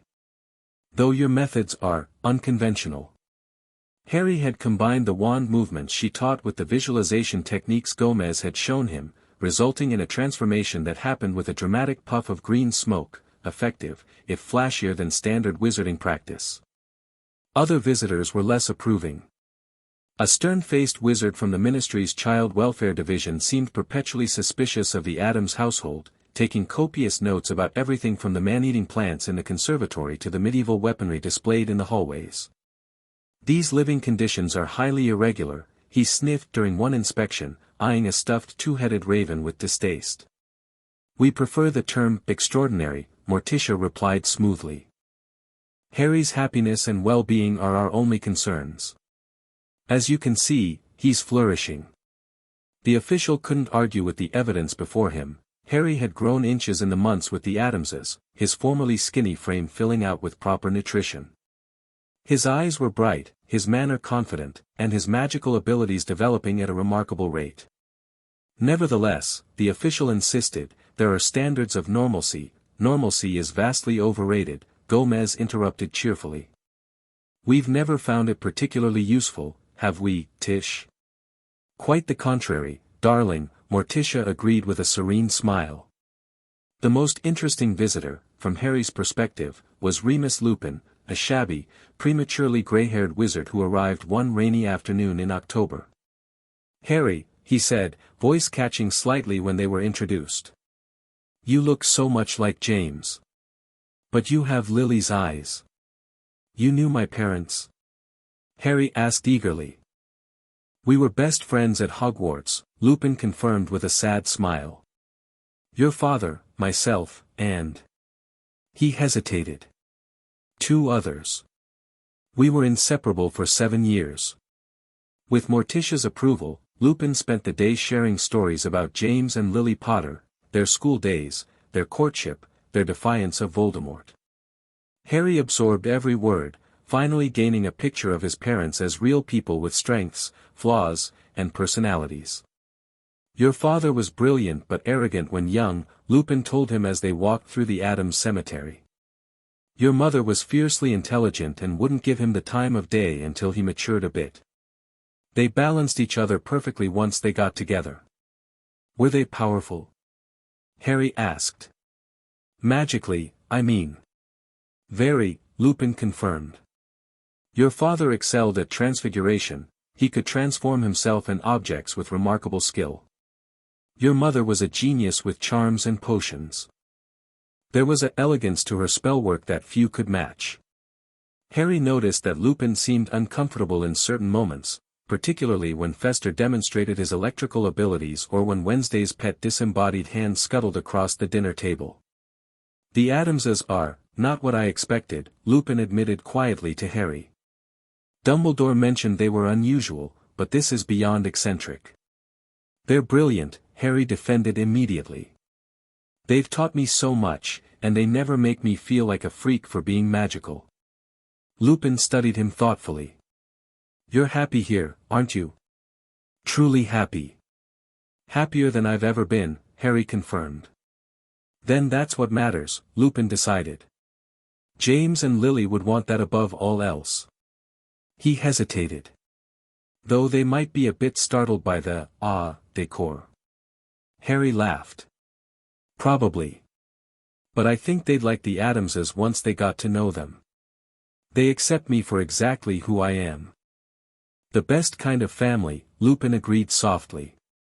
When Lupin left, promising to visit again, he pulled Gomez and Morticia aside for a private conversation.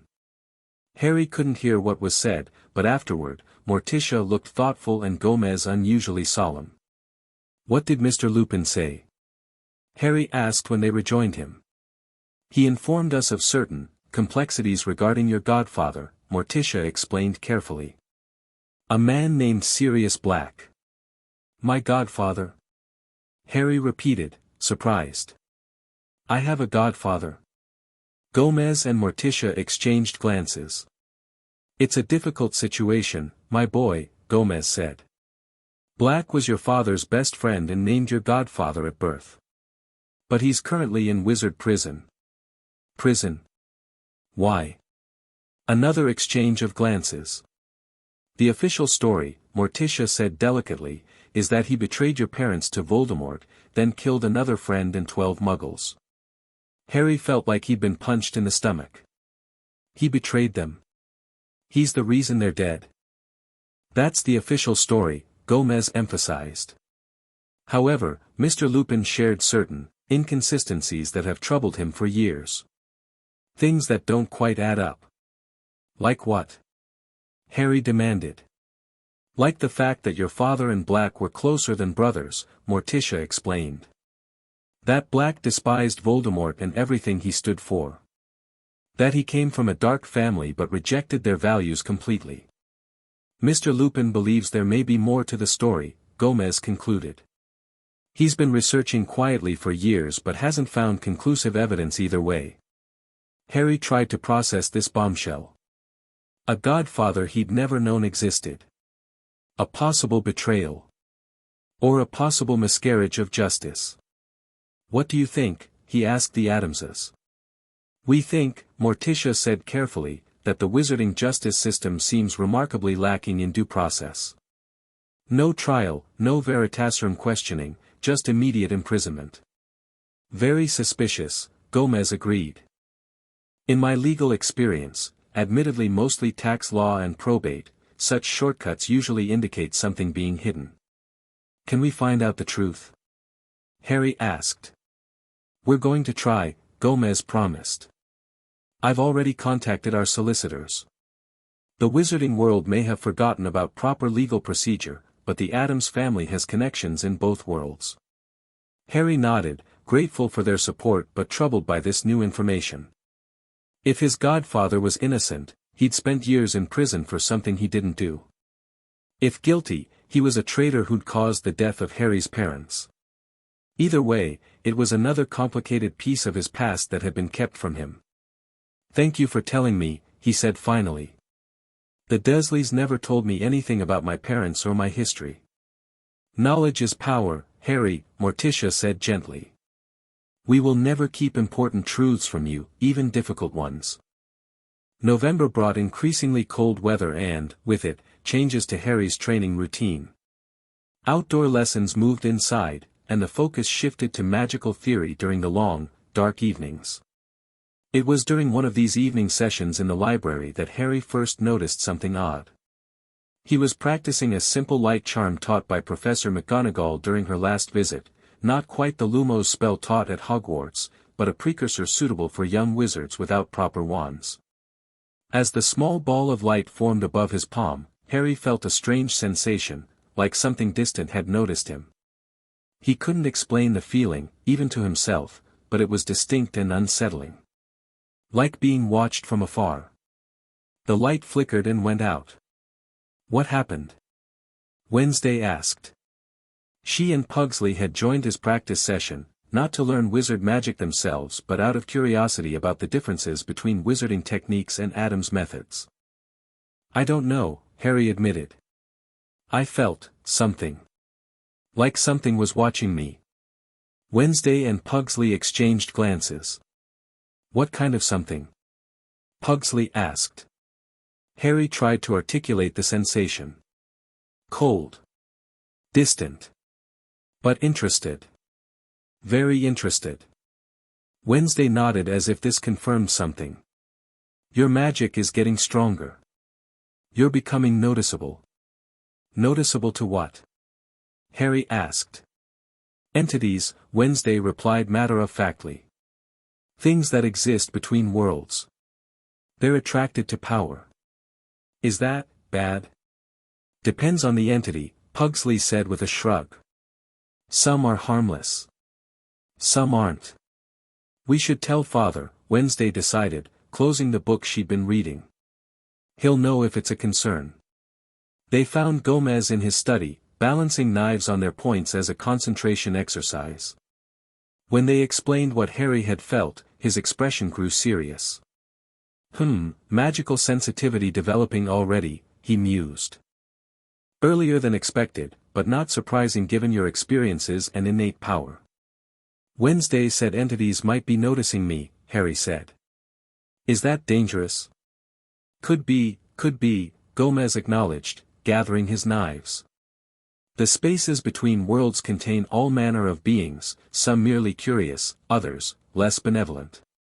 What should I do? Harry asked, trying not to sound as nervous as he felt. For now, be aware but not afraid, Gomez advised. Notice when you feel watched, but don't respond or attempt contact. I'll speak with Morticia and Mama about additional protections. That night, Harry had trouble sleeping. Every shadow seemed to hide watching eyes, every creak of the old house sounded like stealthy movement.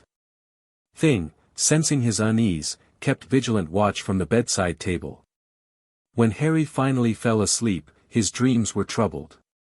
He stood in a dark forest, fog swirling around gnarled trees. Something moved in the distance, something without clear form but unmistakably present. "I see you," whispered a voice that seemed to come from everywhere and nowhere. The boy marked by death. The child of prophecy. Harry tried to run, but his feet wouldn't move. Such power, the voice continued, closer now. Untapped. Unformed. A vessel waiting to be filled. "I'm not a vessel," Harry found himself saying. "I'm a person." "You are both," the voice replied. "As all great wizards are. The question is, what will fill you? Light? Dark? Or something else?" A figure began to take shape in the fog, tall, thin, more shadow than substance. It reached toward Harry with elongated fingers. "I have waited long for one like you," it whispered. "One who walks between worlds." "Get away from me," Harry demanded, finding his courage. The figure paused. "Strong will. Good. You will need that when the darkness comes." "What darkness?" "The darkness you carry." The figure pointed one long finger at Harry's forehead, at his scar. "The darkness that marked you. It stirs, child. It awakens."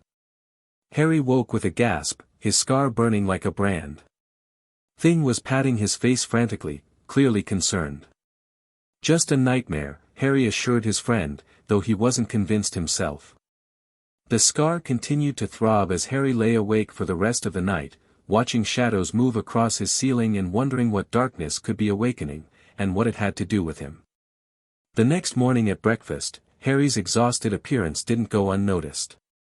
"You look terrible, dear," Morticia observed, placing a hand on his forehead. "No fever, but your scar is inflamed." Harry explained his nightmare and the burning sensation that had followed. "Mama," Morticia called to the kitchen. "Bring your seeing bowl." Grandmama hurried in with a large black bowl filled with what looked like ink. She set it on the table and gestured for Harry to come closer. "Lean over the bowl," she instructed. "Let 3 drops of your blood fall into the water." Harry hesitated, but Thing gave him an encouraging pat. Gomez handed him a small silver knife, and Harry pricked his finger, allowing 3 drops to fall into the dark liquid. The moment the blood touched the surface, the liquid began to swirl, colors emerging from the blackness: red, green, gold, and a deep, unsettling purple. Grandmama studied the patterns intently, her gnarled fingers moving above the bowl as if reading the swirls. Her expression grew increasingly troubled. "What is it?" Gomez asked. "Connection," Grandmama muttered. "Strong connection. Not just residue as we thought." "Connection to what?" Morticia pressed. Grandmama looked up, her ancient eyes fixing on Harry's scar. "To the one who gave it to him. He's not gone. Part of him remains, and it's reaching." A chill ran through Harry. "Voldemort? He's reaching for me?" "Not exactly," Grandmama said slowly. "It's more like, the connection between you is becoming active. Something has disturbed it. Your increasing magical strength, perhaps. Or your distance from the blood wards that contained it." "Contained what?" Harry asked, growing increasingly alarmed. The adults exchanged glances, clearly debating how much to tell him. "The truth," Harry insisted. "You promised." Morticia nodded. "Your scar isn't an ordinary wound, Harry. We've suspected this since you arrived, but now it's confirmed. It's a magical connection to Voldemort, created the night he tried to kill you. When a powerful wizard is destroyed, Gomez explained, their magic doesn't simply vanish. It leaves traces, residue. In your case, That killing curse backfired with such force that it shattered Voldemort's being. But a piece of his magical essence became attached to you, embedded in that scar. I have a piece of Voldemort in me. Harry felt sick. Not of Voldemort himself, Morticia clarified quickly. Of his magical signature. Think of it as an echo, not the voice itself. But it's waking up, Grandmama added ominously. Becoming more active. And it's attracted attention from the other side.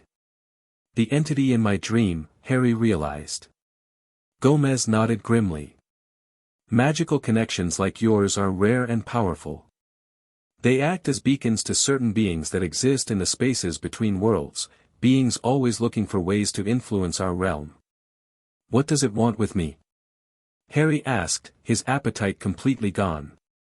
Hard to say, Grandmama mused. Could be curious. Could be hungry. Could be looking for a way back to physical form. Back? You mean it was physical before? Some entities were once beings like us, Morticia explained gently. Wizards, creatures, spirits who found ways to transcend normal existence but lost physical form in the process. They often seek vessels to regain influence in our world.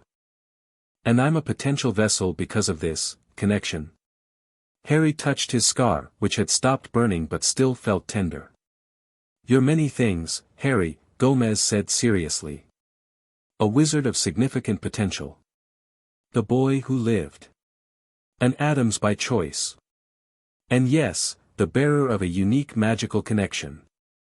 All of these make you particularly interesting to forces beyond normal perception. So what do we do? Harry asked, trying to keep his voice steady despite his growing fear. We protect you, Morticia said firmly. We teach you to shield your mind and spirit. We strengthen the mansion's existing wards. And we find out exactly what that connection is, Gomez added. Knowledge is our best weapon. Should we tell Dumbledore? Harry asked. He's visiting next week for his monthly check-in. Another exchange of glances between the adults. Not yet, Gomez decided. Dumbledore has his own agenda for you, Harry. Before we involve him, we need to understand more ourselves. But if he knows something about my scar, if he does, he's chosen not to share that information with you, Morticia pointed out. Remember what the ancestors warned, beware the false guide who would shape you to his purpose. Harry nodded slowly. While he respected Dumbledore, he'd noticed the old wizard's tendency to be selective with information, revealing only what he deemed appropriate. The Addamses, for all their strangeness, had been consistently honest with Harry about everything they discovered. What can I do? He asked. I don't want to be passive while this thing watches me. You continue your training, Gomez said firmly. Both Addams' magic and wizarding techniques. The stronger your own magical core becomes, the better you can resist outside influences. And we begin teaching you occlumency, Morticia added. The art of protecting your mind. It's advanced magic, but you've shown remarkable aptitude for mental disciplines.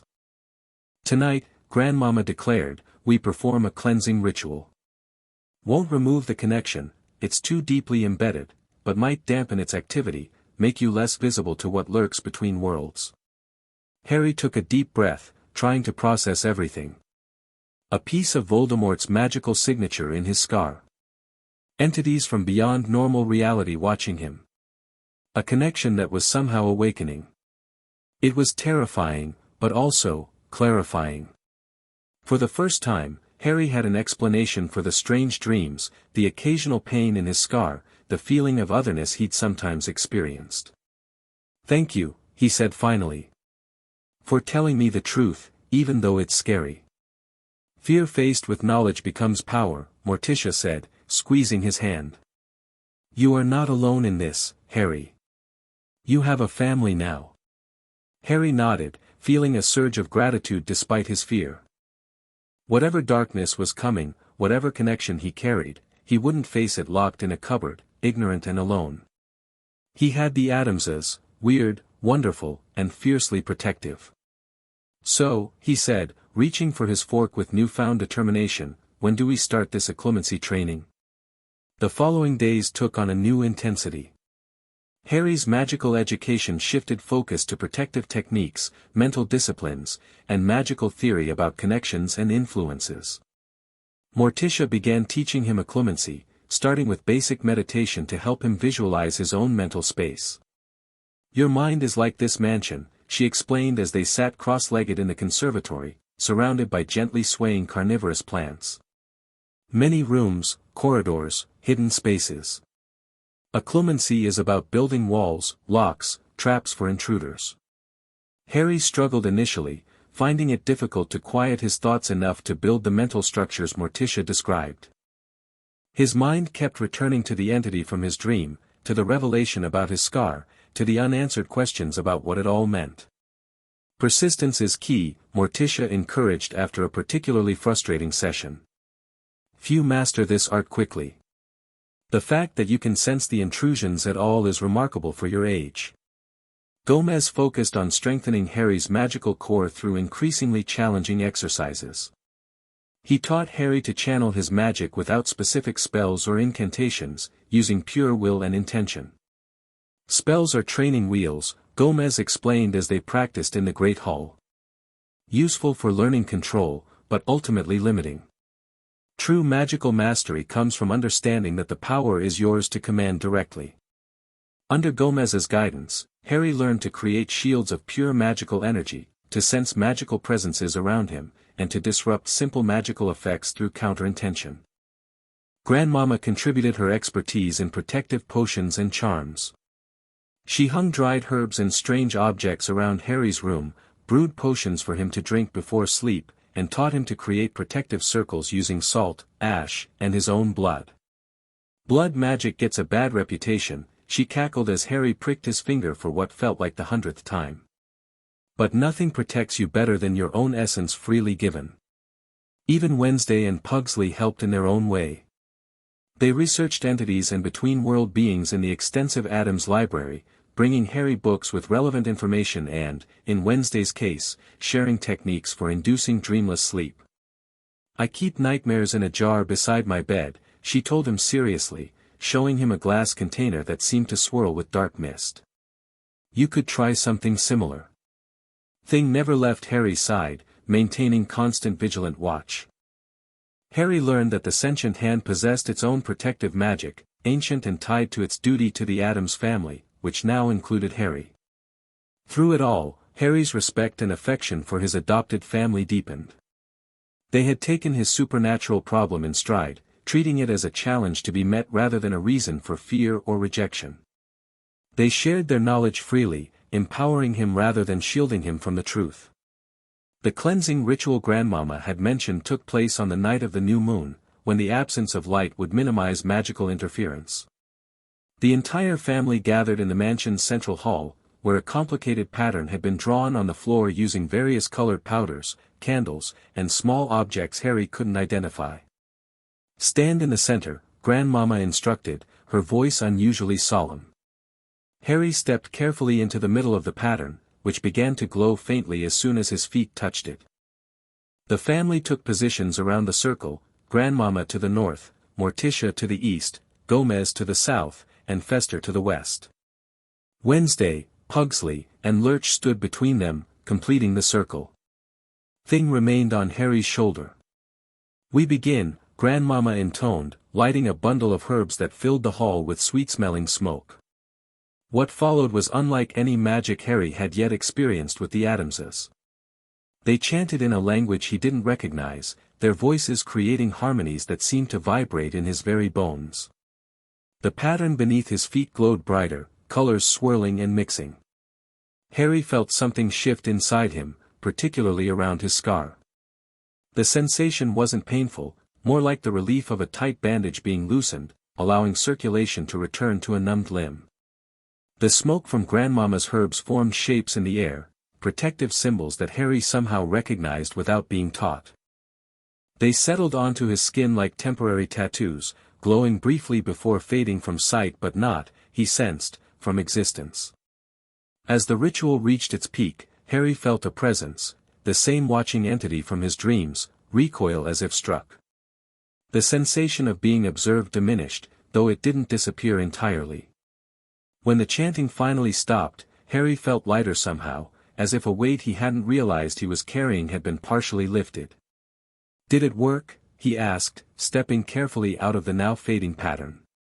"The connection remains," Morticia confirmed, studying him with her penetrating gaze. "But it's been dampened, contained. The entity will find it harder to observe you through it." "You look better already," Gomez declared, clapping him on the back. "Less of that magical leakage around the scar." Magical leakage? Harry hadn't heard this term before. "All magical signatures leak somewhat," Fester explained, his eyes still glowing slightly from the ritual energy. "Like radiation. Yours was leaking more than usual through that scar, broadcasting your presence to sensitive entities."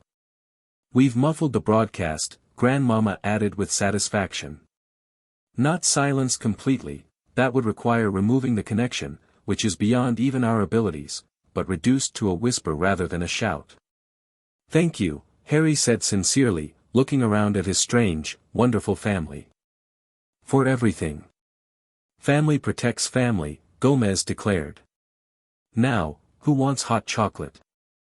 Ritual work always leaves me parched." The weeks that followed were among the happiest of Harry's life. The nightmares diminished, though they didn't disappear entirely. His occlumency training progressed, giving him tools to recognize and resist the occasional touches of the watching entity. His magical studies advanced at a remarkable pace, blending wizarding techniques from his Hogwarts books with the Addams family's more intuitive practices. December arrived, bringing with it preparations for what Gomez described as the true Addams Christmas, nothing like that commercialized nonsense. The mansion was decorated with bizarre ornaments, skeletal reindeer, black wreaths adorned with poisonous berries, and a Christmas tree that seemed to have been petrified rather than merely cut down, its branches moving slightly when no one was looking directly at them. "We celebrate the darkest time of the year," Morticia explained as she and Harry hung ornaments shaped like various internal organs on the tree. "The moment when the veil between worlds is thin, and the cold reminds us of our mortality." "That sounds more like Halloween," Harry observed. "Every good holiday celebrates death in some way," Wednesday commented, hanging a tiny guillotine that actually worked. "Christmas is about the death of the year before rebirth. Halloween is about honoring the dead. Easter involves a resurrection." "The Addams family has always understood this fundamental truth," Morticia agreed.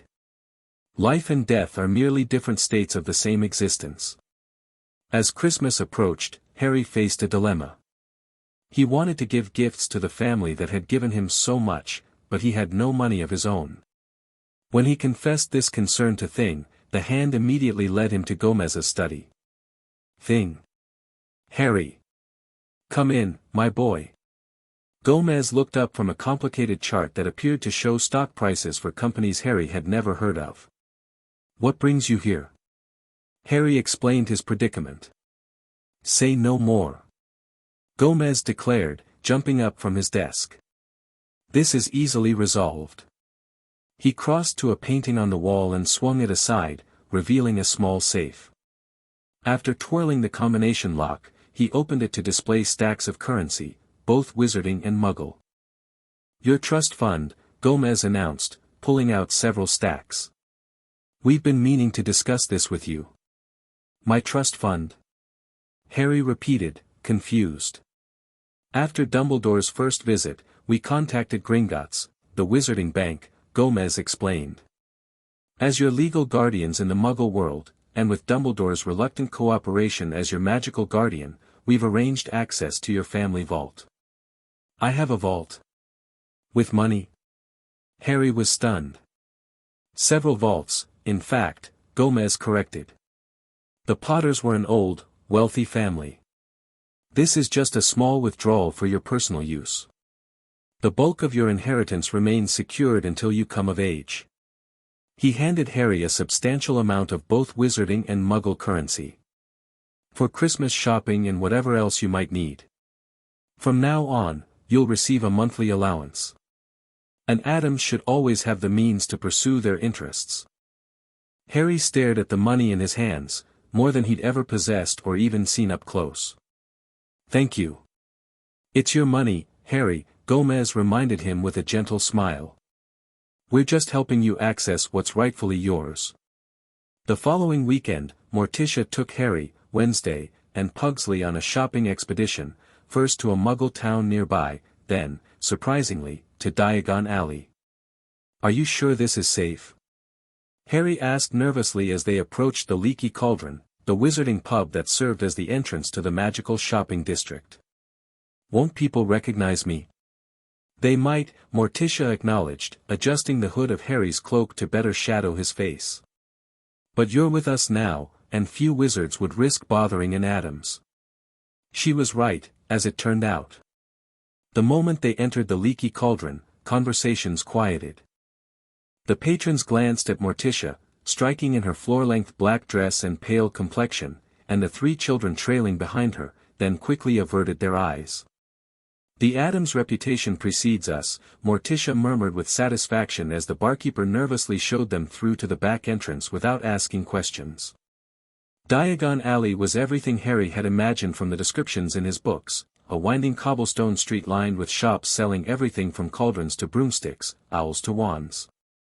Despite his hood, he stared in wonder at the magical displays in windows, the oddly dressed witches and wizards hurrying past, the goblins guarding the imposing marble building that was Gringotts Bank. "Remember, we're here for Christmas shopping and a few educational supplies," Morticia reminded them. "Stay close, children. Harry, keep your hood up." They visited various shops, where Harry was able to select gifts for his new family, a rare poisonous plant from the magical nursery for Morticia, an antique dagger with a history of ownership by a notorious wizard duelist for Gomez, ingredients for exotic potions for Grandmama, and a book on magical explosions for Fester. For Wednesday, he found a set of miniature torture devices that actually worked, and for Pugsley, a magical chemistry set with components that could create impressive, but relatively safe, reactions. Finding something for Thing proved the most challenging, until Harry spotted a tiny silver ring in an antique shop. "Would a hand wear a ring?" he asked Morticia dubiously. "Thing is quite fashion-conscious," she assured him. "And silver has protective properties. An excellent choice." Their last stop was Flourish and Blots, the bookstore, where Morticia helped Harry select additional texts on magical theory and history to supplement his education.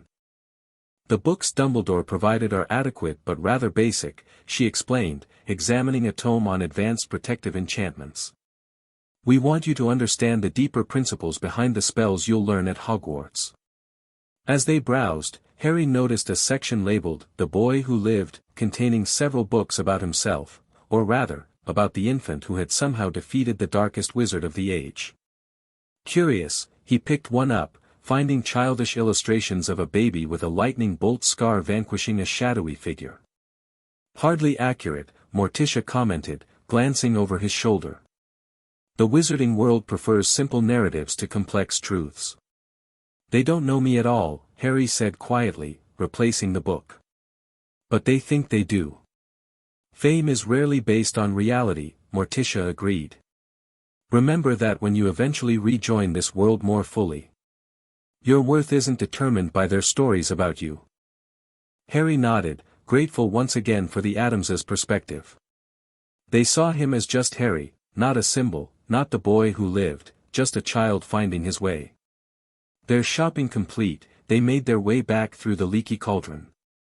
As they were leaving, Harry noticed a tall wizard in purple robes watching them intently. The man's gaze fixed on Harry, and for a moment, he thought he'd been recognized. But Morticia placed a protective hand on his shoulder, and the wizard quickly looked away. "Who was that?" Harry asked when they were outside. "Someone who knows better than to interfere with an Addams," Morticia replied with a small, satisfied smile. "Come, children. Let's go home." Christmas at the Addams mansion proved as unique as Harry had expected. The celebrations began on the winter solstice with a ceremony in the family cemetery, where they paid respects to ancestors and invited the spirits to join their festivities. The dead enjoy holidays too, Grandmama informed Harry as they placed black candles on various graves. Just because they're deceased doesn't mean they should miss the fun. Christmas Eve featured a feast that combined traditional dishes with Addams' specialties, a turkey stuffed with exotic herbs that made the meat glow slightly, side dishes in colors Harry had never seen in food before, and a Christmas pudding that Fester set alight with electricity from his fingertips. The gift exchange took place at midnight, another Addams tradition. Harry watched nervously as his new family opened his presents, afraid they wouldn't like his selections. He needn't have worried. Morticia was delighted with the rare venomous tentacula variant, immediately planning where to place it in her conservatory. Gomez examined the antique dagger with the enthusiasm of a true collector, testing its balance and admiring the intricate engravings on the blade. Magnificent. Belonged to Barnabas the Bloodthirsty, if I'm not mistaken, he exclaimed. How did you know I've been searching for his weapons for years? The shop owner mentioned its history, Harry admitted. I remembered you talking about famous duels in wizarding history. Grandmama cackled with glee over her exotic potion ingredients, while Fester immediately began reading his book on magical explosions, making worrying notes in the margins. Wednesday and Pugsley were equally pleased with their gifts. Thing, when presented with the tiny silver ring, performed what Harry could only describe as a hand cartwheel of joy before slipping the ring onto its index finger and showing it off proudly. In return, Harry received gifts that reflected his new family's understanding of his interests and needs. From Gomez, a set of protective amulets, every growing wizard needs magical defense. From Morticia, books on both wizarding and Addams' magical traditions. Grandmama gave him a small kit of basic potion ingredients with a handwritten guide to their properties. Fester's gift was a modified Muggle chemistry set, enhanced with magical components. For when you want to make things go boom safely, he explained with his characteristic grin. Wednesday gave him a black journal bound in what she claimed was genuine human skin, but don't worry, he donated it willingly. Harry chose to believe this was one of her macabre jokes. Pugsley's gift was a set of miniature catapults and trebuchets that actually worked, capable of launching small projectiles with surprising accuracy. For defending your room at Hogwarts, he explained seriously. Thing had somehow acquired a wristwatch that, in addition to telling time, had various magical functions, a tiny compass that pointed toward whatever the wearer was seeking, an alarm that sensed danger, and a feature that warned when trusted friends were near. Thing has connections in the most unusual places, Morticia explained when Harry asked how a disembodied hand had managed to shop for gifts. He's been collecting interesting objects for generations. The most surprising gift came from Lurch, a hand-carved wooden box containing a set of polished stones, each etched with a different rune. For protection, the butler explained in his deep, halting voice. Ancient magic. Harry was touched by the thoughtfulness behind each gift, not extravagant displays of wealth, but items chosen to help him develop his magical abilities and connect with his new identity as both a wizard and an Addams. Thank you, he said sincerely, looking around at his strange, wonderful family gathered in the flickering candlelight. For everything. Not just the gifts, but for making me feel like I belong. You do belong, dear, Morticia assured him, brushing his perpetually messy hair from his forehead. Family isn't about blood or names.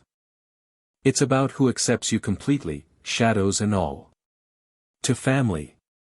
Gomez declared, raising his glass. By blood and by choice. To family, everyone echoed, and Harry felt a warmth that had nothing to do with the roaring fire or the magical artifacts surrounding him. For the first time in his life, Harry Potter had a true Christmas, and a true home. January brought heavy snow that transformed the Addams estate into a winter wonderland of sorts, if wonderlands normally featured ice sculptures that resembled various monsters and snowmen built with actual bones for arms. It also brought Harry's first significant test of his developing magical abilities. The monthly visit from the Ministry's Child Welfare Division was scheduled for the second week of January. The official who arrived, however, was not the usual stern-faced wizard but a severe-looking which Harry hadn't seen before. Dolores Umbridge, senior undersecretary to the minister, she introduced herself in a girlish voice that contrasted oddly with her toad-like appearance. I'll be conducting today's inspection. Harry disliked her immediately. Something about her saccharine smile and the calculating look in her eyes made him uneasy. Thing, perched on his shoulder, gave his ear a warning tap. Welcome to our home, Ms. Umbridge, Morticia greeted with her usual grace. This is unexpected. Mr. Fleming usually oversees Harry's case. Mr. Fleming has been reassigned, Umbridge said with a simper that didn't reach her eyes. The minister feels that Mr. Potter's situation warrants more, senior attention. Harry noticed that she emphasized his name slightly, her gaze flicking to his forehead where his scar was partially visible through his unruly hair. I see, Morticia replied coolly. Well, as always, we're happy to demonstrate that Harry is thriving in our care. Umbridge's inspection was far more intrusive than previous visits. She insisted on examining every room of the mansion, making disapproving noises at the Gothic decor, the unusual artifacts, and especially Morticia's conservatory of carnivorous and poisonous plants. Hardly a suitable environment for a child, she remarked, watching a venomous tentacula snap at a fly. Particularly such an important child. Harry has shown remarkable aptitude for magical herbology, Morticia replied calmly. And all truly dangerous specimens are clearly marked and warded. Umbridge made a skeptical sound and continued her inspection. When she requested to speak with Harry alone, both Gomez and Morticia objected. Previous inspections have always included us, Gomez pointed out. As Harry's legal guardians, temporary guardians, Umbridge corrected with a sweet smile. No formal adoption has been finalized, has it? And the ministry has concerns about certain influences on the boy's development. What influences would those be? Morticia asked, her voice maintaining its serene quality though Harry noticed her eyes had narrowed slightly.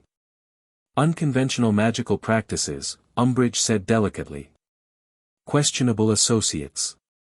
The minister is most concerned that the boy who lived is being exposed to alternative traditions that might shape his future allegiances inappropriately. The implication was clear, and Harry felt a surge of indignation on the Addamses' behalf. I'm happy to speak with Ms. Umbridge, he said before Gomez or Morticia could respond. I have nothing to hide about my life here. Morticia gave him a searching look, then nodded. Very well. You may use the library. We'll be right outside if you need us, Harry. Once alone with Umbridge in the library, Harry maintained a polite but cautious demeanor. Thing had insisted on staying with him, remaining uncharacteristically still on his shoulder. Now, Mr. Potter, Umbridge began, her voice even sweeter in private, you must understand that the ministry has your best interests at heart. You are, after all, quite special to the wizarding world. So I've been told, Harry replied neutrally. These people you're living with, she continued, they're not like us. Not proper wizarding folk.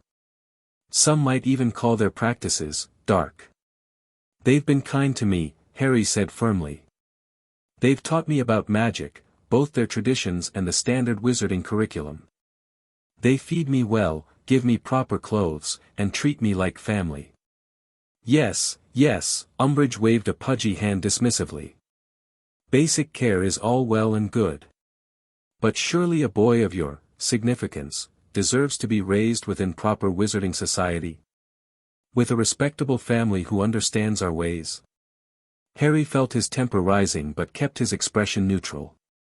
Like the Dursleys? My mother's sister and her husband who kept me in a cupboard for 8 years? Those were the ministry's respectable guardians. Umbridge's smile faltered momentarily. An unfortunate situation, certainly. Mistakes were made. But there are many proper wizarding families who would be honored to take in the boy who lived. Families with the right connections and values. I'm happy with the Addamses, Harry stated firmly. Are you really? Umbridge leaned forward, her voice dropping to a conspiratorial whisper.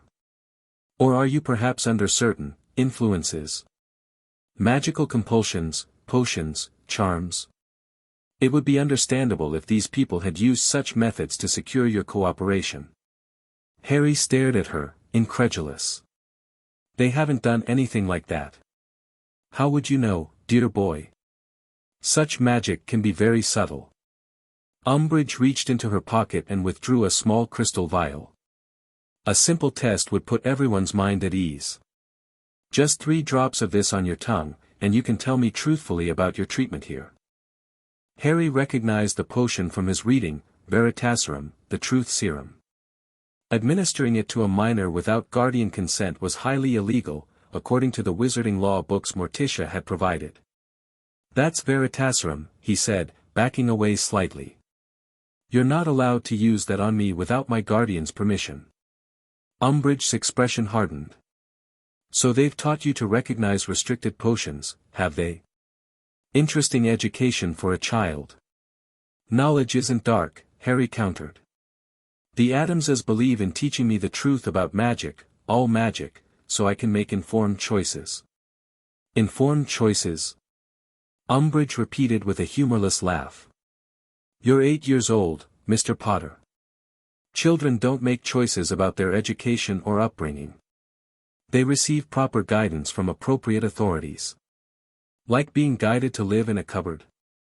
Harry couldn't help the sarcasm in his voice. Thing squeezed his shoulder in warning. Umbridge's false sweetness disappeared entirely. I see they've encouraged disrespect as well. Perhaps a more direct approach is needed. She drew her wand. The minister has authorized me to use certain evaluation techniques, if necessary. Harry felt a chill that had nothing to do with the mansion's drafty hallways. This wasn't a standard inspection, it was an attempt to remove him from the Addamses' care. I think this interview is over, he said, standing up. I'd like my guardians present now. Sit down, Mr. Potter, Umbridge ordered, her wand still pointed at him. This won't take long. Just a simple charm to detect magical influences. Harry's occlumency training with Morticia suddenly proved its worth. He felt the push of magic against his mind, not a full spell, but a probe, testing his mental defenses. Instinctively, he imagined the protective walls Morticia had taught him to visualize, reinforcing them with his will. Umbridge's eyes widened in surprise. Occlumency? At your age? Most interesting. I haven't given you permission to use magic on me, Harry said, continuing to back toward the door. And I want Gomez and Morticia now. The boy has rights, Dolores, came Dumbledore's voice from the doorway. Rights you appear to be violating quite flagrantly. Harry turned in surprise to find not only Dumbledore standing there, but also Gomez, Morticia, and Professor McGonagall, all wearing expressions of cold fury. Headmaster. Umbridge quickly lowered her wand. I was just attempting to use Veritaserum and unauthorized mental magic on a minor without guardian consent or ministry approval, McGonagall finished for her, her Scottish accent more pronounced in her anger. I believe that violates at least 7 regulations, not to mention basic ethical standards. I have the minister's authorization to use whatever means necessary to evaluate the boy's situation, Umbridge insisted, though she looked considerably less confident. Do you indeed? Dumbledore's voice remained mild, but his eyes had lost their characteristic twinkle.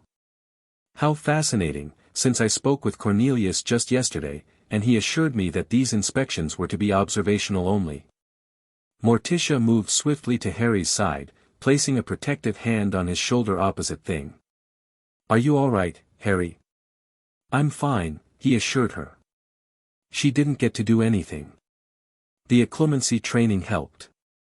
Excellent, Morticia said with a proud smile.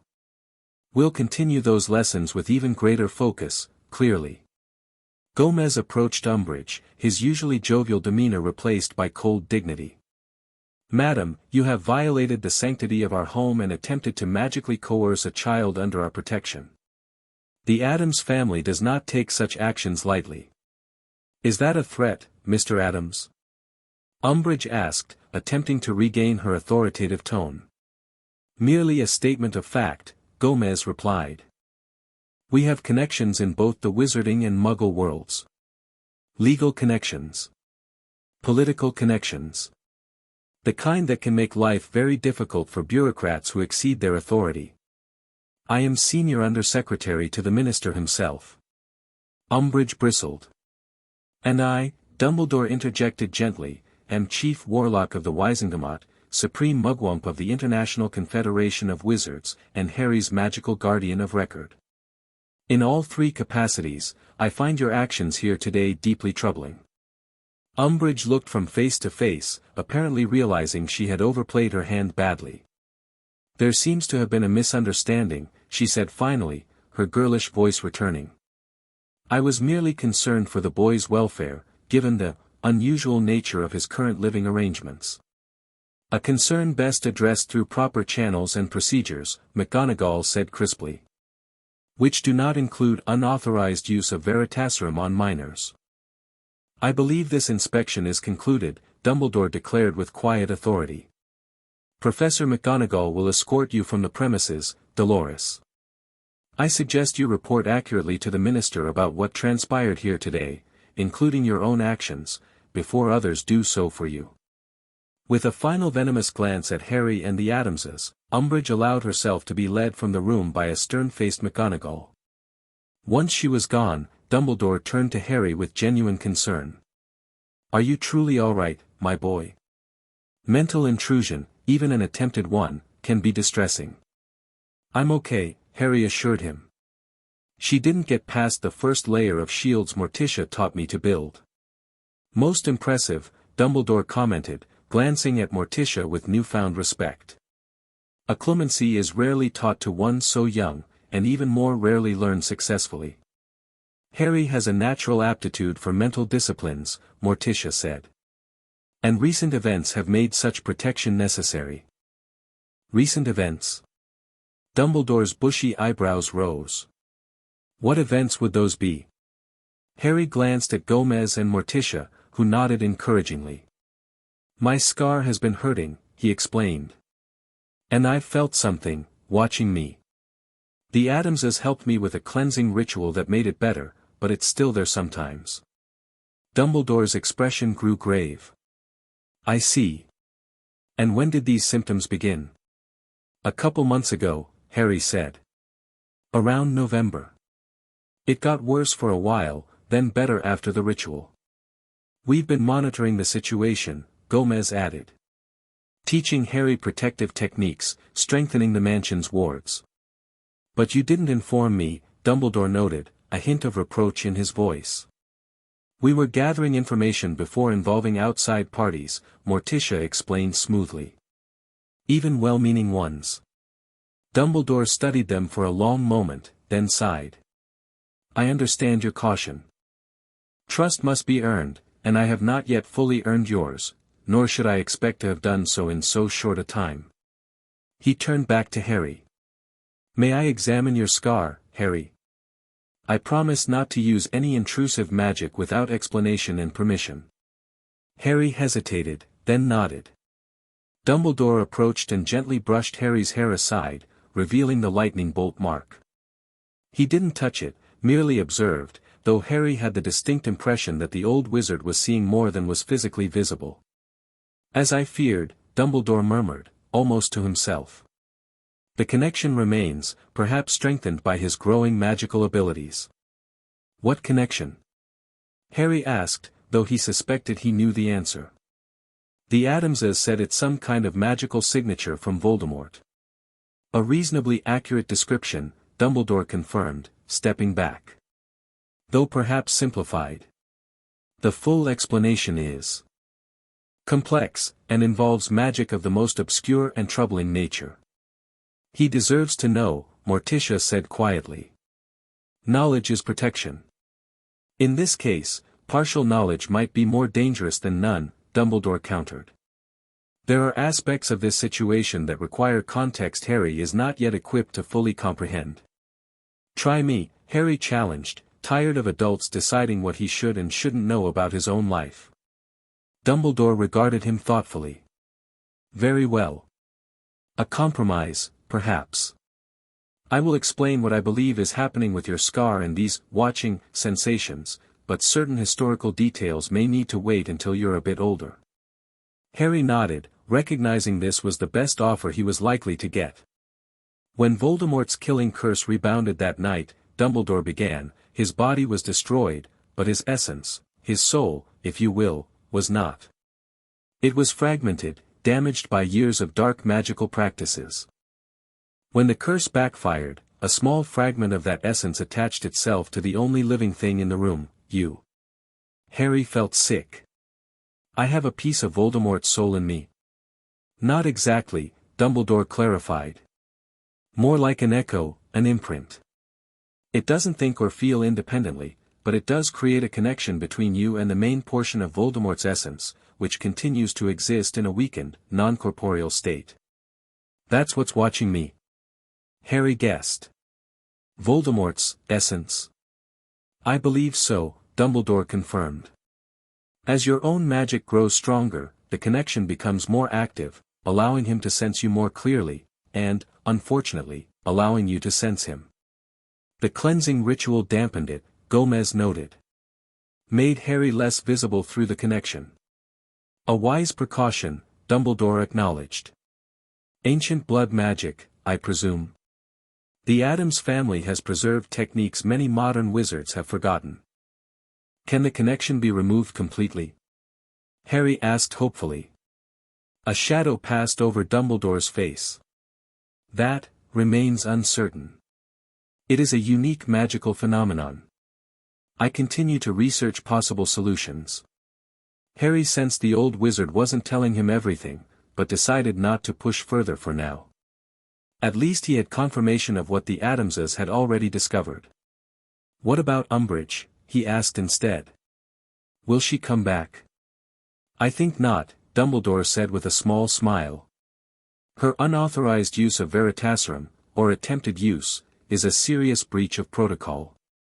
I believe Cornelius will be most displeased when he learns how his undersecretary has potentially compromised relations with both the boy who lived and the Addams family, whose Gringotts vaults are, I understand, among the oldest and deepest in Wizarding Britain. Gomez grinned. Amazing how financial considerations can clarify political thinking. Indeed, Dumbledore agreed. Nevertheless, today's events suggest that certain factions within the Ministry are taking a greater interest in Harry's situation. We would be wise to formalize the custody arrangements more permanently, to prevent future interference. Adoption, Morticia said immediately. Full and legally binding in both worlds. Precisely what I was about to suggest, Dumbledore said, looking slightly surprised at their immediate agreement. It would require some delicate navigation of both Muggle and magical bureaucracies, but with my position and your resources, it should be achievable within a few months. We'll begin the process immediately, Gomez declared, his usual enthusiasm returning. Harry Potter Addams. Has a magnificent ring to it, doesn't it? Harry felt a surge of emotion so powerful it nearly overwhelmed him. The Addamses wanted to adopt him, not just be his guardians temporarily, but make him officially part of their family. Despite the troubling revelations about his scar and the connection to Voldemort, he couldn't help the smile that spread across his face. You really want to adopt me? Make it permanent? He asked, hardly daring to believe it. Of course, dear, Morticia said warmly. We've considered you our son since the day Thing brought you home. This merely makes it official. You're an Addams in all but name already, Gomez added, clapping him on the shoulder. Why not make it complete? Harry looked at Dumbledore. And you'd support this? You were the one who left me with the Dursleys originally. A decision I have come to regret, Dumbledore admitted with genuine remorse. While I still believe the blood protection had value, I failed to ensure you were properly cared for within that protection. The Addamses have proven themselves more worthy guardians than I anticipated. Their magic, while different from our traditions, is powerful in its own right and offers you protections I had not considered. He smiled gently at Harry. Sometimes, my boy, the best path forward is not the one we initially planned, but the one that unexpectedly opens before us. The Addams family may not be what I would have chosen for you, but they have clearly chosen you, and you them. That kind of mutual devotion creates its own powerful magic. Harry nodded, understanding. Thank you. Now, Dumbledore continued briskly, regarding these occlumency lessons Morticia has been providing, I suggest they continue with increased intensity. The stronger your mental shields, the less vulnerable you will be to the connection's influence. We've been training daily, Morticia confirmed. Harry has made remarkable progress. Excellent. And perhaps, with your permission, I might suggest an additional tutor for certain aspects of wizarding magic that require more structured guidance. Someone trustworthy, who understands the unique challenges Harry faces. Remus Lupin. Gomez suggested. He's already visited once. Seemed knowledgeable, and had a personal connection to the boy's parents. An inspired choice, Dumbledore agreed, looking pleased. I shall speak with Remus immediately. His condition makes regular employment difficult, but a private tutoring arrangement might suit all parties admirably. His condition? Harry questioned. A health matter, Dumbledore said vaguely. Best discussed when he's present to explain it himself. Harry made a mental note to ask Lupin about this mysterious condition when he next visited. If the man was going to be his tutor, they shouldn't have secrets between them. Well then. Gomez exclaimed, rubbing his hands together. A most productive day, despite Madame Toad's unwelcome intrusion. We've confirmed the nature of Harry's Scar connection, begun planning formal adoption, and arranged for additional magical tutoring. Calls for celebration, doesn't it? Perhaps something simple, Morticia suggested with a fond smile at her husband's enthusiasm. A family dinner. Harry's favorite dessert. Baked eyeballs? Harry asked hopefully, having developed a taste for Grandmama's signature dessert, actually peaches and cream cheese baked to look uncannily like human eyeballs. Of course, dear, Morticia promised. With extra cinnamon. As they made arrangements for dinner, Harry reflected on the day's events. The confrontation with Umbridge had been frightening, but the outcome was everything he could have hoped for, confirmation that the Addamses considered him a permanent part of their family, with formal adoption on the horizon. Even the disturbing revelation about his scar seemed less terrifying with his family's support. The Addamses didn't fear the darkness within him, they understood it, accepted it as part of who he was, and taught him to manage it rather than suppress it. For the first time, Harry felt truly confident about his future. Whatever challenges came, whether from Voldemort's lingering presence, the Ministry's interference, or his own unique magical development, he wouldn't face them alone. He was an Addams now. Or would be officially soon. And Addamses, as Gomez often declared, faced the darkness with a smile and a raised sword. The formal adoption process began the following week, with Gomez engaging solicitors in both the Muggle and Wizarding worlds. Dumbledore's influence proved invaluable in navigating the magical bureaucracy, while the Addamses' considerable financial resources smoothed the way in the Muggle legal system. Money makes the world go round, Gomez explained cheerfully as he signed yet another document.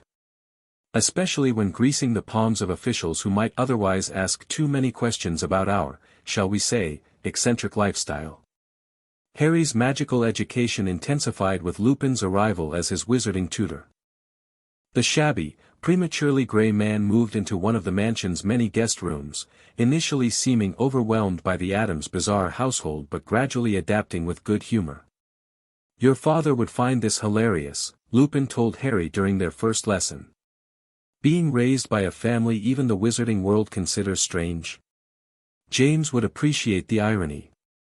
Lupin's condition, as Harry soon discovered, was lycanthropy. He was a werewolf, transformed during full moons into a dangerous wolf-like creature with no human consciousness. That's why the Ministry visitor called you a half-breed, Harry realized, remembering a muttered comment from one of the inspection team. Lupin winced. Yes. Werewolves face considerable prejudice in wizarding society. Most can't find employment, maintain stable housing, or live normal lives. That's stupid, Harry declared with the straightforward moral clarity of childhood. You're only dangerous one night a month, and even then, you take precautions. The Addams perspective is refreshing, Lupin admitted with a smile. Your father and his friends had a similar attitude. They became animagi, wizards who can transform into animals, to keep me company during full moons. Could you teach me that? Harry asked eagerly. Perhaps when you're older, Lupin laughed. It's extraordinarily advanced magic, typically not attempted until after NEWT level studies. The Addamses, naturally, found Lupin's lycanthropy fascinating rather than frightening. Grandmama immediately began experimenting with potion modifications that might ease his transformations. Morticia offered the family mausoleum as a secure location during full moons. Gomez declared werewolf hunting a barbaric sport and donated substantial sums to organizations advocating for werewolf rights. Wednesday and Pugsley were simply disappointed they couldn't watch the transformation, which Lupin firmly refused despite their persistent requests. Between Lupin's structured wizarding lessons and the Addamses' more intuitive magical training, Harry's abilities developed at an astonishing rate. His natural magical talent, suppressed during his years with the Dursleys, flourished in an environment that encouraged experimentation and growth. Lupin focused on control and precision, teaching Harry the theory behind basic spells, proper wand movements, using a practice wand without a magical core, and the structured approach to magic taught at Hogwarts. Your mother had exceptional control, Lupin told him. She could manipulate the exact power and effect of her spells with remarkable precision. That's what made her so brilliant at charms and potions. The Addamses, meanwhile, encouraged Harry to develop his raw magical power and intuitive connection to magical energies. Wizarding techniques are like carefully designed channels for magical energy, Gomez explained. Useful for controlled effects, but limiting. We want you to also understand the source of the river, not just the canals drawn from it. Harry found that the two approaches complemented each other beautifully. The structured wizarding techniques gave him precision and control, while the Addams methods connected him to deeper, more primal magical energies. When he combined them, the results were often spectacular, sometimes alarmingly so. During one practice session, a simple Lumos charm taught by Lupin, when performed with the Addams technique of drawing power from the spaces between worlds, created a light so blindingly intense it shattered the windows of the practice room. Magnificent! Gomez declared, brushing glass from his shoulders. Though perhaps a touch too powerful for everyday illumination needs. Lupin, blinking spots from his eyes, seemed both impressed and slightly alarmed. This combination of techniques is rather unprecedented, Harry. We'll need to work on moderating the power flow. Harry's occlumency training with Morticia also progressed rapidly, driven by the need to protect his mind from both the scar connection and potential interference like Umbridge had attempted. By February, he could maintain basic shields continuously, even while sleeping, which reduced his nightmares significantly. The only troubling development was the increasing frequency of pain in his scar, despite his improved mental shields and the protective rituals. Several times, Harry woke in the night with his scar burning fiercely, accompanied by fragmented visions, a dark forest, a shadowy figure, whispered conversations in languages he didn't understand. The connection is becoming more active, Dumbledore observed gravely during his monthly visit. Voldemort's essence is growing stronger, though I had hoped for more years before this occurred. But why now? Morticia questioned. What's changed? I cannot be certain, Dumbledore admitted. But I suspect Voldemort has found some form of assistance, a willing host, perhaps, who allows him temporary possession. It would explain the increase in activity and Harry's more frequent visions. Is there anything we can do to protect him further? Gomez asked. Continue as you have been, Dumbledore advised. The occlumency shields, the protective rituals. They won't break the connection, but they can minimize its influence. And when he comes to Hogwarts? Morticia pressed. Harry will be away from the mansion's protections, from our guidance. By then, his own abilities should be sufficiently developed to maintain his defenses, Dumbledore assured her. And Hogwarts has protective enchantments of its own, different from yours, but powerful nonetheless. Harry listened to these discussions with growing concern. The idea of Voldemort becoming stronger, potentially finding a way to return to physical form, was terrifying, not just for himself, but for the entire wizarding world that had enjoyed peace since the Dark Wizard's defeat. What if he does come back? Harry asked Lupin during one of their lessons. What happens then? Lupin's expression grew somber. War, Harry. Like the one your parents fought in.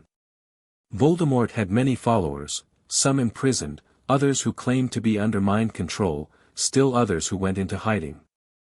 If he returned, many would flock to his banner again. And I'd be a target, Harry concluded.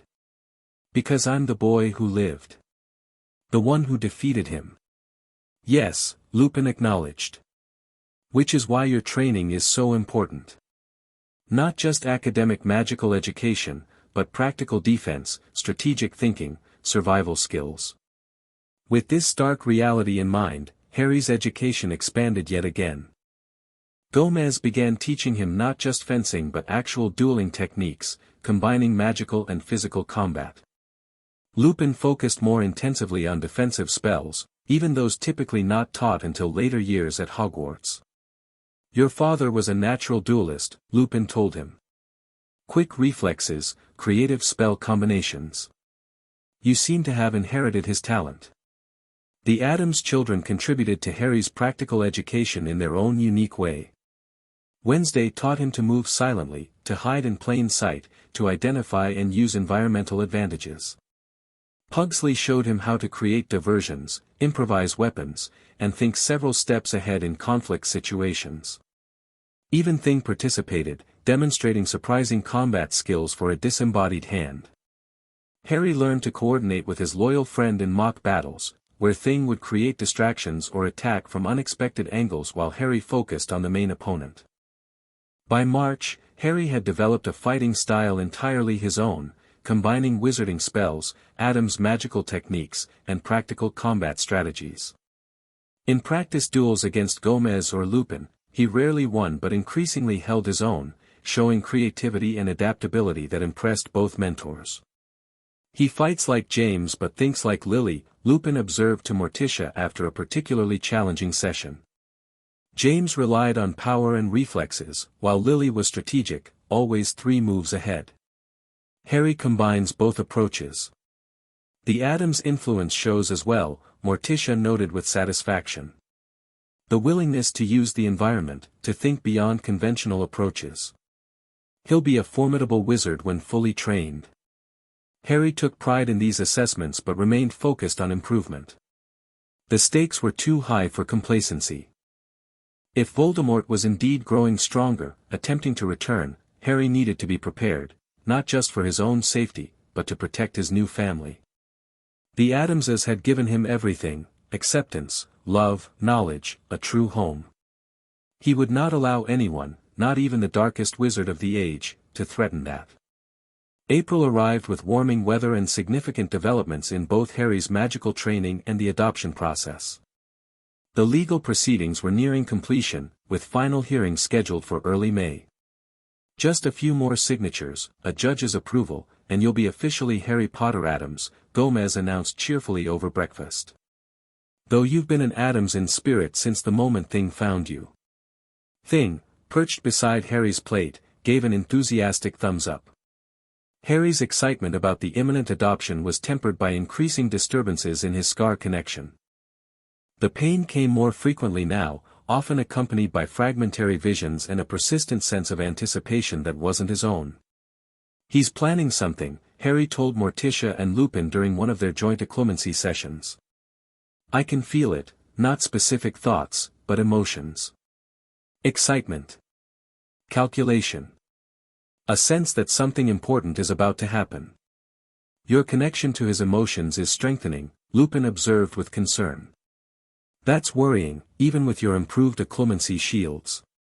The connection adapts, Morticia noted. Like water finding new channels when old ones are blocked. We need more comprehensive protection. Their solution was to create what Gomez called a magical dampening field around Harry's bedroom, a complex arrangement of protective symbols, enchanted objects, and potion-infused candles that, when activated at night, minimized magical energy transfer of all kinds, including through the scar connection. Think of it as magical soundproofing, Gomez explained. It won't silence the connection completely, but it should reduce it to a whisper rather than a shout. The system proved effective, giving Harry more restful nights, though he still occasionally woke with his scar burning and fragmented images lingering in his mind.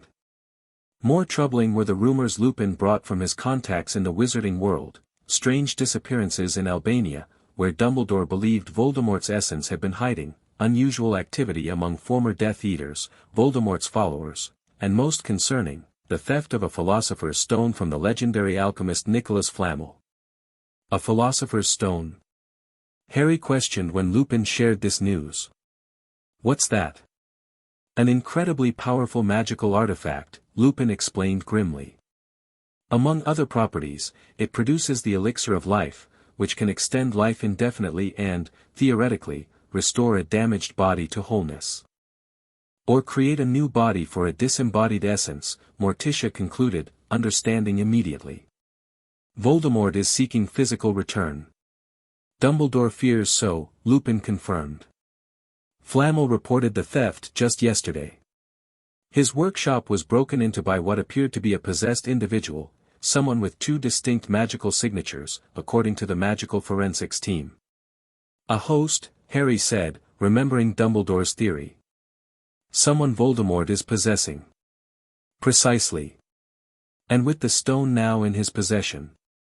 How long? Gomez asked bluntly. How long before he could use it to regenerate? The process is complex, Lupin said. According to Flamel, creating a body would require elaborate ritual magic, specific astronomical alignments, and additional components I'm reluctant to detail. Blood of the enemy, Harry guessed, drawing on his now extensive reading in magical theory. That's standard in most corporeal regeneration rituals. And he'd consider me his greatest enemy. Lupin looked startled at Harry's knowledge but nodded. Yes. Your blood would be ideal from his perspective, which is why Dumbledore has increased security around both Hogwarts and this mansion. The protective wards have been strengthened, and Order members are keeping watch discreetly. The Order? Harry questioned. The Order of the Phoenix, Lupin explained. Dumbledore's organization during the last war against Voldemort. Your parents were members. It's being partially reactivated in light of recent developments. The news of Voldemort's apparent progress toward resurrection cast a shadow over the household, adding urgency to Harry's training and security measures. Visitors to the mansion were restricted, additional protective enchantments were placed around the property, and Harry no longer left the grounds except under heavy guard. Despite these precautions, the Addamses insisted on maintaining as much normalcy as possible, particularly regarding the upcoming adoption ceremony. Voldemort has already stolen too much from you, Morticia told Harry firmly when he suggested postponing the adoption until the crisis passed. He will not take this moment from us as well. The ceremony proceeds as planned. The formal adoption was scheduled for May 5th, with both Muggle and magical components. The Muggle proceedings would take place at the local courthouse in the morning, followed by a magical binding ceremony at the mansion that evening. As the date approached, Harry found himself both excited and increasingly nervous. Not about becoming an Addams officially, that felt right, natural, the formalization of what was already true in his heart. His anxiety stemmed from the looming threat of Voldemort and the persistent sense through the scar connection that something significant was imminent. The night before the adoption, Harry sat with Gomez in the library, going through last-minute details for the ceremonies. The Muggle judge has been properly influenced, Gomez explained, checking items off a list. Not magically, of course, that would be illegal. Just the traditional Addams methods of financial persuasion and subtle intimidation. Is that legal? Harry asked dubiously. Gomez winked. Technically speaking, let's call it a gray area. The important thing is that the paperwork will be processed without undue questions about our families, eccentricities. And the magical ceremony? Traditional wizarding adoption ritual, with some Addams modifications, Gomez explained. Blood, magic, and oath combined to create familial bonds recognized by both magical law and deeper magical forces. Dumbledore will officiate, with McGonagall and Lupin as witnesses. Harry nodded, trying to focus on these happy preparations rather than the shadow of threat hanging over them. His scar had been unusually painful all day, and the sense of anticipation from the connection had intensified to a point where he could almost taste it. Gomez noticed his distraction. What troubles you, my boy? Beyond the obvious Dark Lord seeking resurrection, of course. Despite his anxiety, Harry smiled at Gomez's casual treatment of what most would consider a terrifying crisis. It was so typically Addams, acknowledging darkness but refusing to be cowed by it. It's the connection, Harry admitted. It feels expectant. Like something's about to happen. Something important. Gomez studied him thoughtfully. Your sensitivity has become quite refined. We should inform Dumbledore of your impression. Prophecy often begins as a general sense before clarifying into specific visions. You think I'm having prophecies? Harry asked, surprised. Not prophecies precisely, Gomez clarified. More like, temporal sensitivity. The connection gives you insight into Voldemort's emotional state and fragments of his awareness. If he's anticipating something significant, then something significant is likely coming, Harry finished grimly. And soon. Gomez nodded, his expression unusually serious. I'll contact Dumbledore immediately. In the meantime, perhaps additional precautions for tonight would be wise. He called for Lurch, instructing the somber butler to activate the mansion's highest level of protective enchantments, defensive measures not used since what Gomez cryptically referred to as, the incident of 1978. What happened in 1978? Harry couldn't help asking. A story for another time, Gomez replied with a wink. Let's just say it involved a dimensional rift, 3 elder gods, and Grandmama's prized tentacula getting ideas above its station. Took weeks to get the ichor stains out of the carpets. As night fell, the mansion transformed into a magical fortress. Ancient symbols glowed on walls and doorways, previously hidden gargoyles awakened to patrol the rooftops, and Morticia's plants extended protective vines across windows and entrances. Harry's room received special attention. Grandmama drew complex protective circles around his bed, Morticia placed her most alert carnivorous plants as sentinels, and Fester installed what he called early warning systems that would trigger if any unauthorized magical signature approached. Better safe than eviscerated, Fester declared cheerfully as he calibrated a particularly ominous-looking device beside Harry's door. Thing, as always, would remain with Harry throughout the night, alert for any disturbance. Additional security came in the form of Wednesday's pet disembodied hand, which she volunteered to join Thing on guard duty. 2 hands are better than 1, she explained in her monotone. And Homer hasn't had a good hunt in weeks. He gets cranky. Despite these elaborate precautions, or perhaps because of them, Harry felt relatively secure as he prepared for bed. Tomorrow he would officially become Harry Potter Addams, legally recognized as part of the family that had already claimed him in every way that mattered. Good night, Harry, Morticia said, brushing his perpetually messy hair from his forehead. Tomorrow changes everything, legally speaking. But remember, you became our son the moment you chose to stay with us. I know, Harry said, smiling up at her. That's what makes tomorrow special. It's just making official what we already know is true. Morticia smiled, her pale features softening with genuine affection. Sleep well. The mansion is secure, and you are loved. As the household settled for the night, Harry drifted toward sleep surrounded by the magical protections of his soon-to-be official family. Thing and Homer took up positions on either side of his pillow, alert and vigilant. Despite the security, Harry's sleep was restless, disturbed by increasingly vivid dreams. The shadowy forest again, but clearer now. A hooded figure. The gleam of something red and crystalline.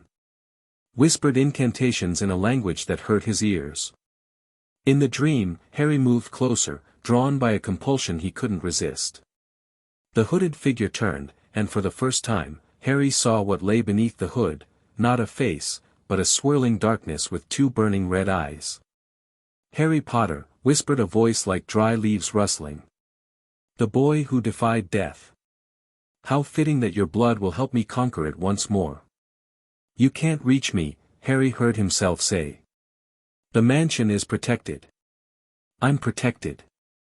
The figure laughed, a sound like breaking glass. "Protected by love? By family bonds? By ancient magic? All can be circumvented, child. All can be twisted." The red crystal in the figure's hand, the philosopher's stone, Harry somehow knew, began to pulse with bloody light. "I don't need to come to you," the voice continued. "When I can bring you to me." Pain exploded in Harry's scar, more intense than he'd ever experienced.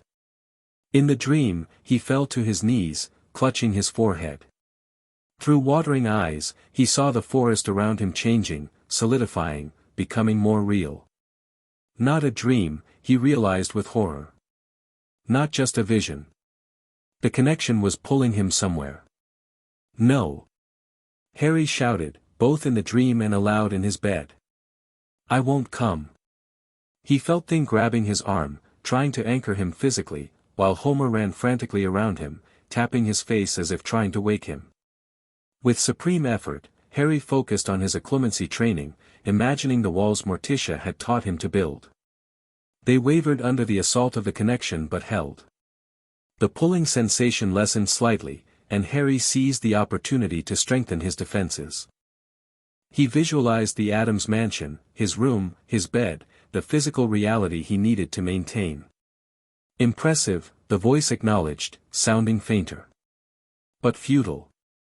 If you will not come to me, then I shall have to proceed without your contribution." "A pity. Your blood would have made the ritual perfect. But there are alternatives." The dream began to dissolve, the forest fading, the hooded figure receding. Just before the connection broke completely, Harry heard one final whisper, "Until we meet again, Harry Potter. Enjoy your adoption. It may be the last peaceful day you know." Harry woke with a gasp, his scar burning so fiercely he thought it might be bleeding. Thing and Homer were both patting his face frantically, and his bedroom door burst open to reveal Gomez, Morticia, and Lupin, all with wands drawn. "Harry!" Morticia was at his side instantly. "What happened?" Through the pain, Harry managed to explain his dream, the forest, the hooded figure, the philosopher's stone, and the attempted magical pulling. "He tried to bring me to him," Harry concluded, his voice shaking. "Through the connection. Like magical kidnapping." Lupin's face had gone deathly pale. "That should be impossible. To use a mental connection for physical translocation." "And yet he tried," Gomez noted grimly. "Would have succeeded, I suspect, with a victim less prepared than Harry. The occlumency training saved you, my boy," he said. Harry winced as another wave of pain shot through his scar. "He said if he couldn't have my blood, he'd use alternatives. And that today, the adoption, might be the last peaceful day we have." Morticia and Gomez exchanged concerned glances. "A threat," Morticia said quietly. "Or a warning. Either way, we proceed with caution," Gomez decided. "The adoption stands, both ceremonies. But we increase security further. Continuous monitoring of the grounds. Additional order members on watch." "I'll contact Dumbledore immediately," Lupin said, already moving toward the door. As the adults made arrangements, Harry remained in bed, his scar still throbbing painfully. Thing and Homer stayed with him, providing silent comfort. Dawn was breaking, sending pale light through his window. In a few hours, he would become Harry Potter Addams in the eyes of both the Muggle and Wizarding worlds. Voldemort had tried to prevent it, to steal him away before the adoption could be completed. That made Harry even more determined to see it through. The dark wizard had taken his parents, his normal childhood, and now threatened his future. He would not take this day as well. With that resolution firm in his mind, Harry rose to prepare for what would be either the most meaningful day of his young life, or the beginning of a new and terrible chapter in the wizarding world's history. Perhaps, he thought grimly as he dressed in the formal attire laid out for the ceremonies, it would be both. The Muggle adoption proceedings went smoothly, almost anticlimactically given the night's events. The judge, a nervous-looking man who kept glancing at Lurch with poorly concealed alarm, processed the paperwork efficiently and pronounced Harry legally a member of the Addams family. "Congratulations, young man," the judge said, handing Harry a certificate. "You are now officially Harry Potter Addams." Despite the heightened security and underlying tension, Harry couldn't help the surge of joy he felt at those words.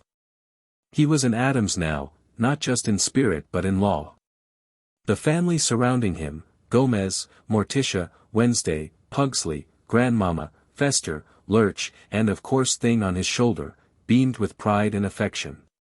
"Welcome to the family, Harry," Wednesday said in her solemn way. "Though you've been my brother since you survived Pugsley's experimental rocket launcher without crying." "Best test of Addams' worthiness there is," Pugsley agreed, punching Harry's arm affectionately. The magical ceremony was scheduled for sunset, traditionally the most powerful time for adoption rituals. As they returned to the mansion, the increased security was immediately evident. Order members patrolled the grounds. Harry recognized Professor McGonagall, along with several wizards Lupin had introduced as Kingsley Shacklebolt, Alastor Moody, and Nymphadora Tonks. Dumbledore himself was waiting in the great hall, looking uncharacteristically grave. "Remus informed me of your experience last night, Harry," he said without preamble. "Most concerning. The attempt to use your connection for physical translocation suggests Voldemort's power is growing more rapidly than anticipated."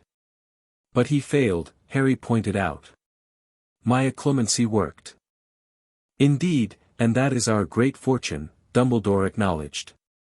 "However, his reference to alternatives troubles me deeply. If he cannot use your blood for his resurrection ritual, he will seek substitutes, likely at great cost to others." "Can we stop him?" Harry asked. "If we know he's planning the ritual." "If we knew where he was, perhaps," Dumbledore said heavily. "Unfortunately, despite our best efforts, his location remains hidden. Albania is vast, with many remote areas ideally suited for dark magic." "What about the Philosopher's Stone?" Morticia questioned.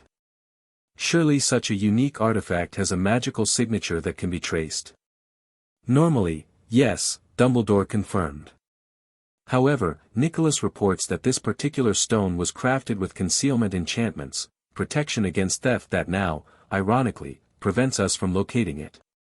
The conversation was interrupted by Grandmama, who announced that preparations for the magical adoption ceremony were complete. The ceremony would take place in the mansion's central hall, where an ancient stone altar had been revealed by removing the usual furniture. Around it, a complex pattern of magical symbols had been drawn in what Harry suspected was blood, though he tactfully didn't ask whose. Candles in colors Harry had never seen before, colors that seemed to shift and change as he looked at them, formed a circle around the altar. At cardinal points stood ceremonial objects, a silver chalice, an ornate dagger, a crystal bowl filled with what appeared to be liquid darkness, and a small wooden box Harry recognized as the one Lurch had given him for Christmas, containing the rune stones. "The magical adoption is both simpler and more complex than the legal version," Gomez explained as they prepared. "Simpler in that magic recognizes truth more readily than bureaucracy. More complex in that the binding goes deeper, to blood, magic, and soul." "Will it hurt?" Harry asked, eyeing the dagger nervously. "Just a small cut," Morticia assured him. "The power is in the willingness of the blood given, not the quantity." As sunset approached, the participants took their positions. Harry stood at the center with Gomez and Morticia. Wednesday and Pugsley formed the inner circle with Grandmama and Fester. Lurch, Thing, and the other Addams relatives who had arrived for the ceremony formed the outer circle. Dumbledore would officiate, with Lupin, McGonagall, and the other Order members as witnesses. "We begin as the sun touches the horizon," Dumbledore announced, his voice carrying unexpected power in the hushed hall. The ceremony itself was unlike anything Harry had experienced before, a blend of ancient magic that predated modern wizarding practices and traditional family bonding rituals. Dumbledore spoke in a language Harry didn't recognize but somehow understood, invoking powers and principles that resonated in his very being. Gomez and Morticia each gave 3 drops of blood into the chalice, mixed with what Grandmama called the essence of family, a potion containing traces of all living Addamses. Harry then added his own blood, willingly given with the ceremonial dagger. As Dumbledore continued the invocation, the mixture in the chalice began to glow with a silvery light. Harry drank from it first, followed by Gomez and Morticia. The liquid tasted metallic yet sweet, and Harry felt a curious warmth spreading through him, as if something fundamental in his being was shifting, aligning with a new pattern. Next came the exchange of magical essences. Each family member, beginning with Wednesday and Pugsley, approached Harry and placed their hands on his shoulders, while he placed his hands on theirs. With each contact, Harry felt a subtle transfer of something. Not power exactly, but a kind of magical recognition, an acknowledgement between his magic and theirs. The final stage involved the rune stones from Lurch's gift. Dumbledore directed Harry to select stones by instinct rather than conscious choice. The ones he selected were arranged in a pattern around him, then activated by Dumbledore's wand. They began to glow, first individually, then connecting with lines of light that formed a complex web around Harry. The web tightened, then seemed to sink into his skin, not painfully, but with a sensation of permanent change, like a lock clicking into place. By blood freely given, by magic freely shared, by choice freely made, Dumbledore intoned, "I declare this adoption complete and binding. Harry James Potter is now Harry James Potter Addams, son of Gomez and Morticia Addams, brother of Wednesday and Pugsley Addams, member of the Addams clan in all magical and familial aspects." A pulse of magic swept through the hall, so powerful that the candles flickered and several of the more sensitive magical instruments in the room chimed or whirred in response. Harry felt it pass through him like a wave, leaving behind a profound sense of belonging and connection. "It is done," Dumbledore declared. "What magic has bound, let no force tear asunder." The formal ceremony complete, the Addams tradition of celebration began, a feast that combined the macabre and the joyous in typical family fashion. Despite the underlying tension of Voldemort's threat, Harry found himself caught up in the genuine happiness of the moment, surrounded by a family that had chosen him as he had chosen them. Midnight approached without incident, and Harry began to hope that perhaps Voldemort's warning had been empty intimidation. The security remained vigilant, but the atmosphere had relaxed somewhat as the celebration continued. Harry was talking with Lupin about his parents' own wedding celebration when he felt it, a sudden, searing pain in his scar so intense that he dropped his glass, clutching his forehead with a cry.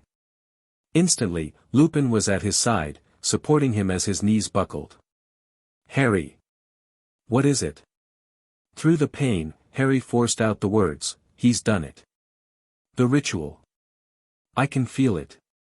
The room fell silent, all eyes on Harry as he struggled with the waves of agony emanating from his scar. Dumbledore approached swiftly, placing a gentle hand on Harry's shoulder. "What do you see, Harry?" he asked urgently. "What do you feel through the connection?" Harry closed his eyes, not fighting the connection now but carefully, cautiously opening to it, using his occlumency not to block but to filter, to observe without being overwhelmed. "Triumph," he whispered. "Exultation. Power. He's whole again. Physical." Dumbledore's face grew grave. "The resurrection ritual has succeeded." "But how?" Morticia questioned. "Without Harry's blood?" "An alternative," Harry managed, the pain beginning to recede as he strengthened his mental filters. "He found another enemy.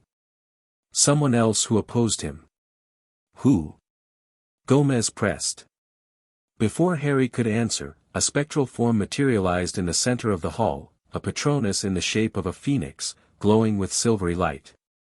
It spoke with the voice of an unfamiliar wizard. Flamel is dead. His laboratory destroyed. Signs of complex ritual magic. Massive magical discharge detected. Alert the Order. He has returned. The Patronus dissolved, leaving stunned silence in its wake. Nicholas, Dumbledore said softly, genuine grief in his voice. My old friend. Flamel was the alternative, Lupin realized. As the creator of the stone, his blood would have nearly equal symbolic power in the ritual. And his death serves Voldemort's purposes twice over, McGonagall added grimly. Removing a powerful potential opponent while fueling his resurrection. Harry's scar had stopped burning, but a cold weight settled in his stomach. Voldemort had returned to physical form. The dark wizard who had murdered his parents, who had tried to kill him as an infant, who had been the source of so much suffering in the wizarding world, was back. What happens now? Harry asked, looking to Dumbledore. The old wizard straightened, and for a moment, Harry glimpsed the powerful sorcerer beneath the grandfatherly exterior, the wizard Voldemort himself had feared. Now, we prepare, Dumbledore said firmly. The Order of the Phoenix will be fully reactivated. Allies will be contacted. Defenses strengthened. He looked at Harry directly. Your training will intensify. The connection between you and Voldemort will be both vulnerability and potential advantage in the coming conflict. You believe there will be war, Morticia stated rather than asked. I believe Voldemort did not go through the extraordinary effort of resurrection merely to live quietly, Dumbledore confirmed. He will gather his followers, rebuild his forces, and strike when he feels strong enough. Our task is to be ready when he does. Gomez stepped forward, placing a protective hand on Harry's shoulder. The Addams, something went wrong with this response, please try again. Bring the next chapter of this book. Chapter 3, Darkness Rising. The custody battle intensifies with both Muggle and magical authorities involved. Dumbledore himself arrives at the mansion, shocked to find Harry thriving in the macabre environment. During negotiations, the dark entity attracted to Harry attacks the mansion. The combined magical might of the Addamses and Dumbledore battles the entity, with Harry playing a crucial role. In the aftermath, compromise is reached. Harry stays with the Addamses but will attend Hogwarts when he turns 11. The story concludes with Harry receiving his Hogwarts letter on his 11th birthday, preparing to take his unique Addams upbringing to the wizarding world.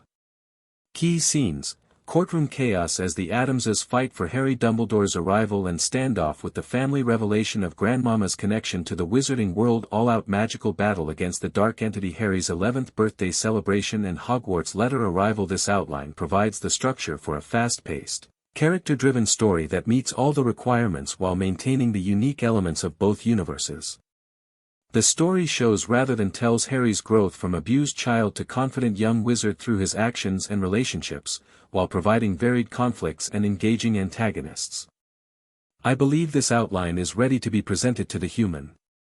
It provides a comprehensive overview of the story while leaving room for creative development within each chapter.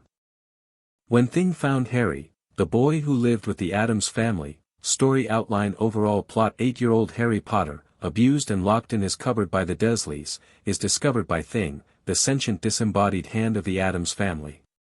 Thing recognizes Harry's magical potential and helps him escape to the Addams family mansion. The eccentric family immediately embraces Harry, offering him acceptance, a loving home, and introducing him to their unique brand of magic.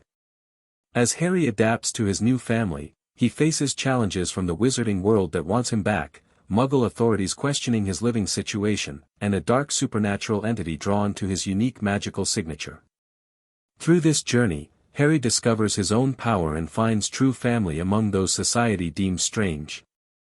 Themes: finding family in unexpected places, acceptance of differences and the unusual different faces of magic and power, freedom versus responsibility, light within darkness, choice and agency for children. Character arcs: Harry Potter, from abused, neglected boy with no self-worth to empowered young wizard who finds strength in his uniqueness and discovers true family, the Addams family.